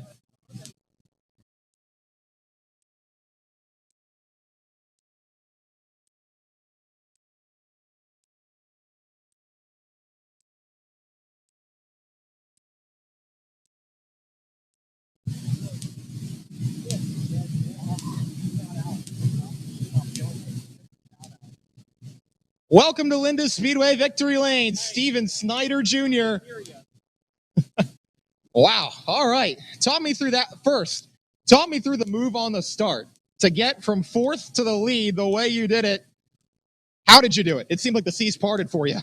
Yeah, it was all about the start there. I knew it would single file out like that, so that was my first step going through my mind. There was just to get out front as quick as I can, and they all went to the bottom, and I knew that was a mistake because I would get the momentum up, and then luckily I got him here in turn 4. So, and then after that I don't know how close he was, but I was just trying to hit my marks after that. Well, you got away early, but then it came down to lap traffic. You had basically the whole field in front of you at that point, and you had Logan Rumsey charging hard there. Did you know how close he was in lap traffic, and how confident were you that you'd be able to get through and be able to hold on to the lead? I could see him a little bit when I was in the middle of like turn 3 and 4 there. I could see him down the backstretch, and then when I got in lap traffic, I was so worried about hitting my marks and trying to get around everybody. It was rough back there, everybody's racing each other, so you don't want to mess them up, but like you got to get in front of them. So I mean, it's part of racing. Well, you can add Linda Speedway to your 2021 checkered flag checklist. Steven Snyder Jr., who do you want to thank for this victory? Miss Linda. I know she's not here, but my sponsors, my dad, Extreme Towing, Evo Fuel Injections, Hyper Racing, SSRI Wall, Autumn Builders, R. Nichols Home Improvement, Heinz Speed and Components, and my parents. Well, she'll appreciate that one. Congratulations, Steven Snyder Jr., your winner tonight in the 600 feature at Linda Speedway. We've got one more main event yet to come. That's for the Appalachian Auto LLC Chargers.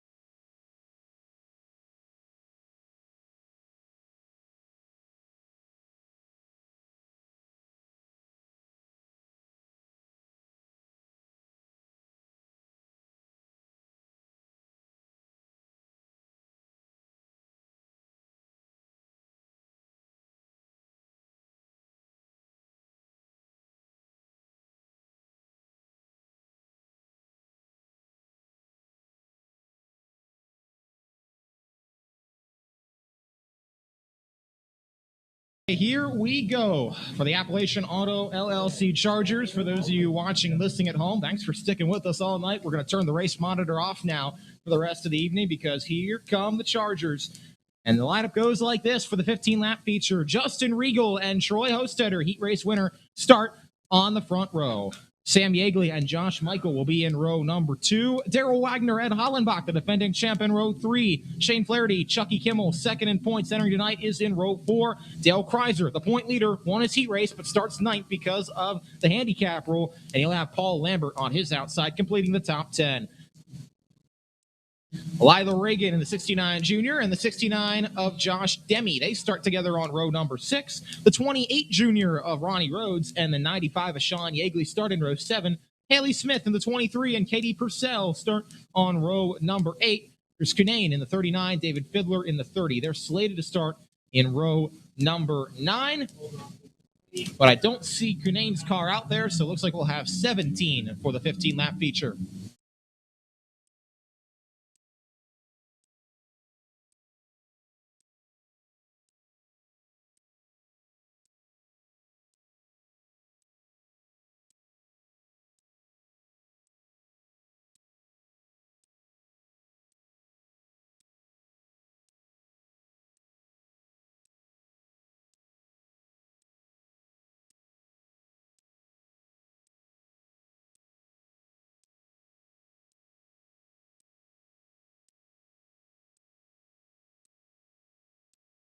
All right, lights are out. Let's do it. 5th and final feature of the night. Who's it going to be?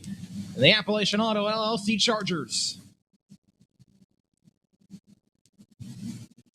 Dale Kreiser has 3 wins this season. All his teammates have 2. Paul Lambert's got 1. Who will it be tonight? It's Justin Regal on pole, and he leads the field down into turn number 3 as the green flag's out.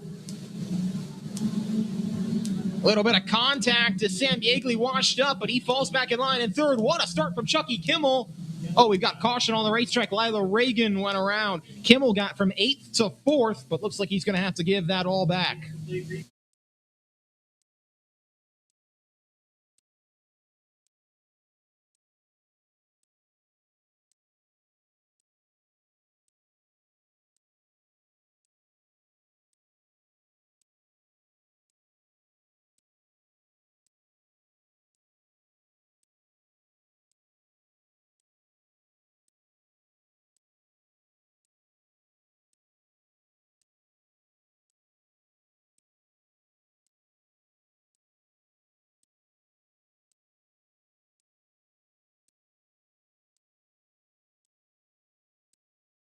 All right, we'll do it one more time. 1 to go signal has been given. Complete restart. Justin Regal, still your pole sitter with Troy Hostetter on his outside.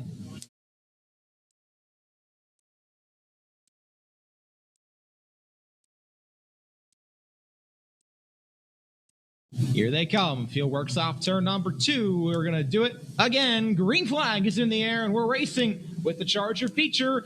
Better start that time from Hostetter. He'll have the lead as they come out of turn number 4.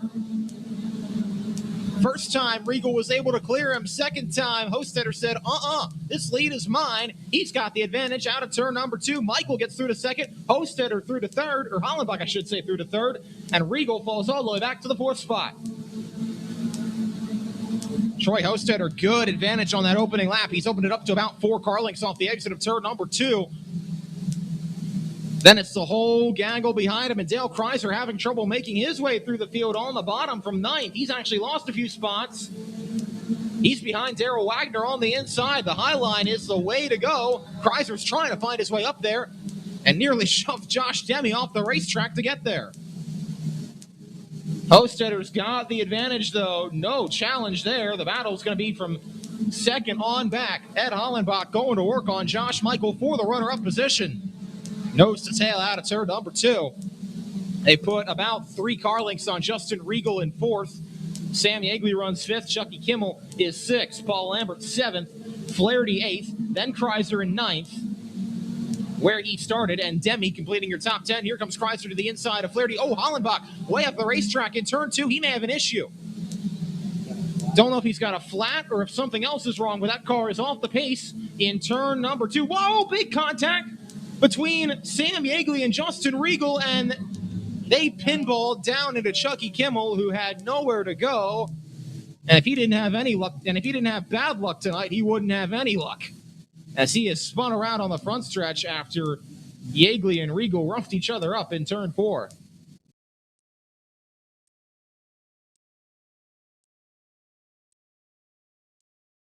And after that contact, Yeagley's got a right rear flat. Justin Regal's got a left front flat. You can put the rest of the puzzle together from there, but that is going to be detrimental. It's going to end the night for Yeagley. Regal, I think, will be able to continue, but that's obviously not going to be ideal. That was a wild sequence of events there. Hollenbach is done for the night. He is pulled off, and that could spell the end of his championship hopes, as he was trying to repeat, but this is going to be a big blow in the championship battle. It's going to be Troy Hostetter, your leader, Josh Michael in second, Justin Regal with a flat left front in third. Paul Lambert, through all that, is up to fourth. Shane Flaherty is fifth. Dale Kreiser, the point leader, is sixth. Josh Demme is seventh. Ronnie Rhodes is eighth. Darrell Wagner is ninth. Sean Yeagley is 10th. David Fiddler is 11th. Haley Smith is 12th. Katie Purcell is 13th. Lila Reagan is 14th. And Chucky Kimmel 15th. That's your lineup of the cars still left running.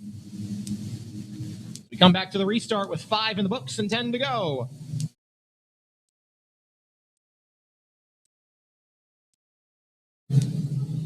Michael Wright on Hostetter's back bumper, but Hostetter fires away. Back to turn number 3. He's got the advantage. Shane Flaherty going to make the first move on the inside of Paul Lambert. That is for fourth. Dale Kreiser, though, I think is going to fill that hole on the outside. Kreiser going to try to get through to the top 5, and he will. Oh, got a spinner further back. It's Chucky Kimmel again.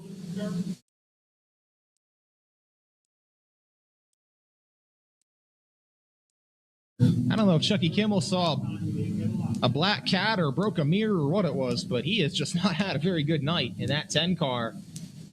Not all of it has been his doing, but he is going to be back at the tail.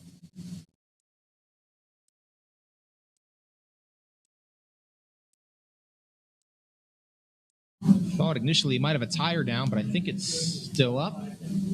So he'll tack back onto the rear. We'll try it one more time. Hostetter, Michael, Regal, Lambert, and Flaherty, your top 5.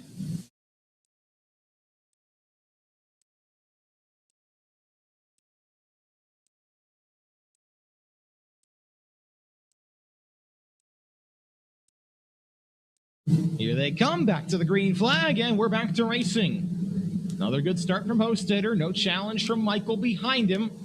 Michael not let him get away too much, though. They'll run nose to tail back to 1 and 2. Regal's falling off the pace again. Oh, trouble turn 4. Lila Reagan's around.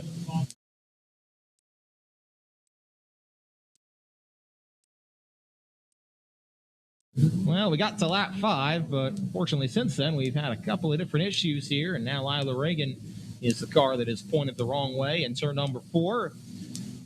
She will be at the tail.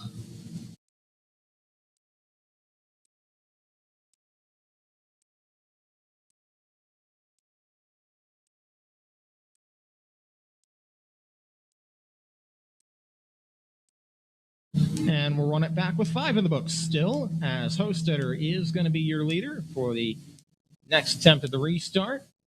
Rest of the lineup remains unchanged, aside from Lila Reagan, who will tack on behind Chucky Kimmel.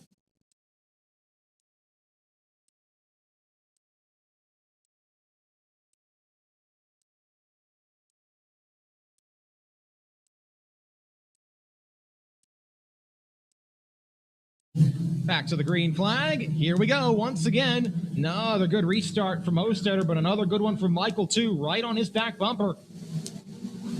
They'll race off of turn number 4, back to 1 and 2.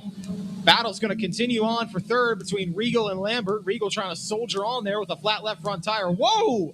Katie Purcell and Chucky Kimmel got together big time in turn 2. That was like a full-on body slam, and Kimmel gets around. And Lila Reagan goes around. Oh, trouble in turn number 2, too. Right, is that what's happening? Paul Lambert went around as I think Justin Regal either may have finally lost that left front tire or had something else happen.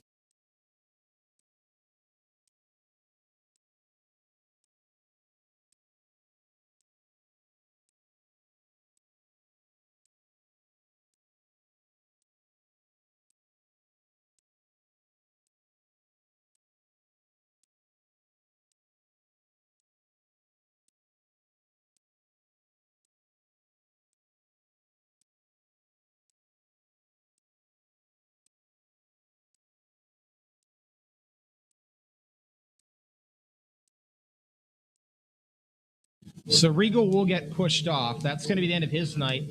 Paul Lambert will get his position back because that came after the caution was out for Lila Reagan. That was the third strike for Reagan, so her night is also over.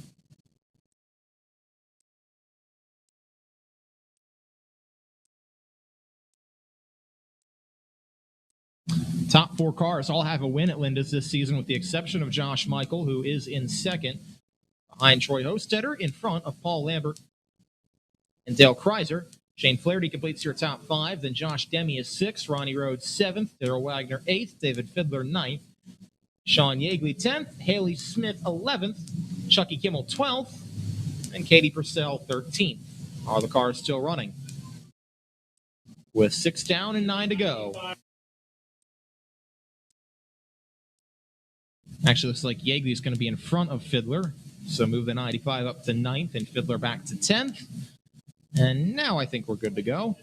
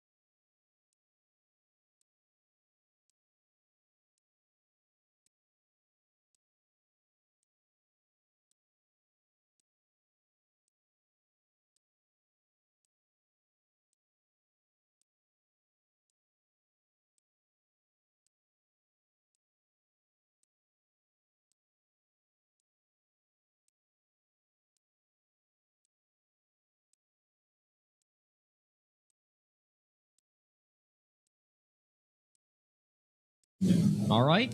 One to go signal given. Here we go. Try it one more time. Does anyone have anything for Troy Hostetter? Here they come. Green flag is in the air, and we race back to 3 and 4. Good start from Hostetter. Gets away from Michael by about a car length as they come out of turn number 4. Woo, Flaherty got loose. Out of the corner. Let's go open the door for Demme to try and get through on the inside for 5th. He's got that spot as he'll slide right up in front. Dale Kreiser trying to find a way past Paul Lambert for the 3rd spot. Oh, Kreiser's got a problem. That car is off the pace down the front stretch and slowing, and that is going to be the end of the night for him, and I don't know if he's going to get all the way off the racetrack. We'll stay green, so keep him out there. Not been a good night for any of the 3 championship contenders. Chucky Kimmel is mired at the back, and as Haley Smith has an issue right in front of him, Kimmel nearly went around there as Smith comes to a stop at the top of turn 3. This has been the no good, very bad race for Chucky Kimmel at the back of the field. And unfortunately for Dale Kreiser, he had an opportunity to try and pounce in the championship. And now he's got his own issues.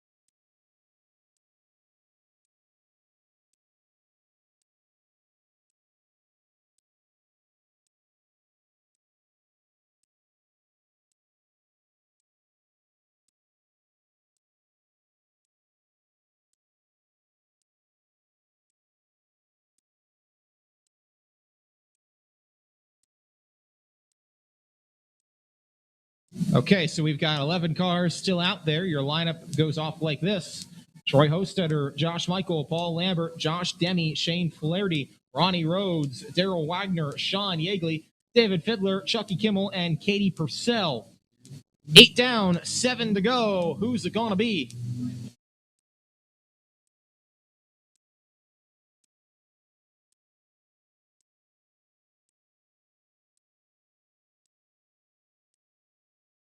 Green flag is back in the air. Here we come, back to 3 and 4. Another good start from Hostetter, able to get enough breathing room over Michael for the time being. He may have to deal with Lambert for that second spot. Josh Demme right on his back bumper as well. Lambert heating up the back bumper of Michael's car as they come down the backstretch and off the turn 3. All about 3, 4 or so car lengths behind Troy Hostetter as we come back to 1 and 2. Side-by-side battle is on for the 5th spot. How about Ronnie Rhodes to the inside of Shane Flaherty? Move him up to the 5th position. Meanwhile, further back, a gaggle of cars where Sean Yeagley, David Fiddler, and Chucky Kimmel are at. Troy Hostetter, though, has checked out. He's got his biggest lead of the race so far with 5 to go.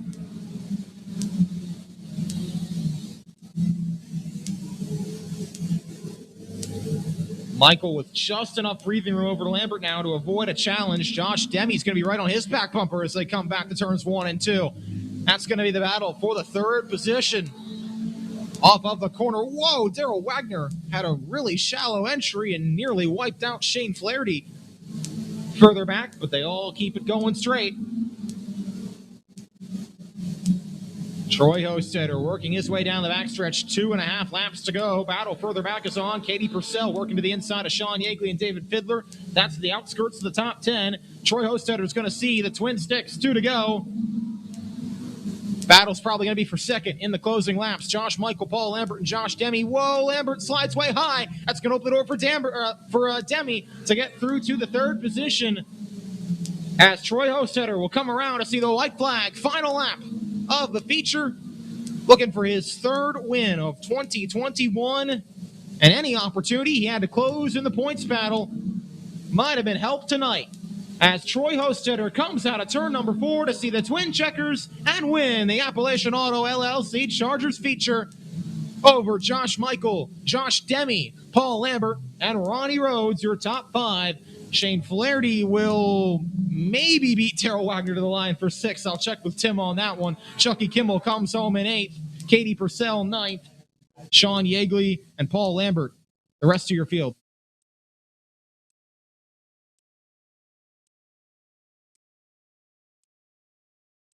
Looks like Wagner might have won that battle with Flaherty for the 6th spot, but it's Troy Hostetter making the trip to Seidel Hyundai Victory Lane.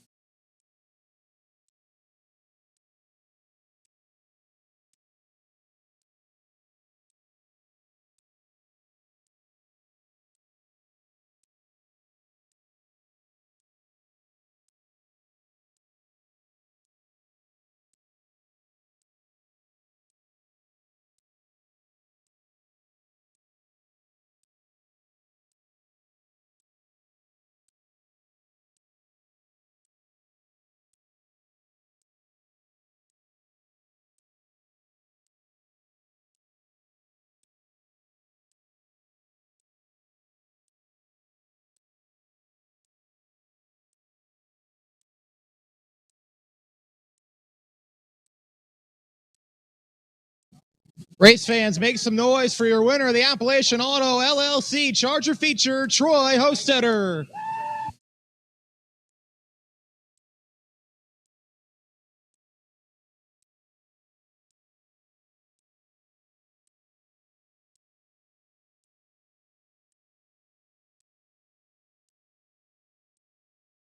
Troy Hostetter bringing home his 3rd win of the season, and I guess the best ones are when you make them look easy. Out in front, I know it wasn't. You had to endure a lot of restarts there, but that was really the only thing with Josh on your back bumper. Once you got to a clean green run, this thing was gone. It was pretty good, but it was breaking up there at the end. I don't know what's wrong with it, but there's something wrong with it. It was breaking up. It wasn't now full force yet. Were you worried it wasn't going to hang on to the finish? I was worried. I was wondering who was behind me. Well, you had a good gap. You had a good advantage, and If anything, this allows you to close in a little bit in the championship battle. We'll see what happens as we come to the final race of the season. But Troy, who do you want to thank for this third win of the season? Charlie Kimmel and all our sponsors on the race cars. All right, well, congratulations, Troy. Third win of the season, well earned. Troy Hostetter, your winner tonight of the Appalachian Auto LLC Charger feature.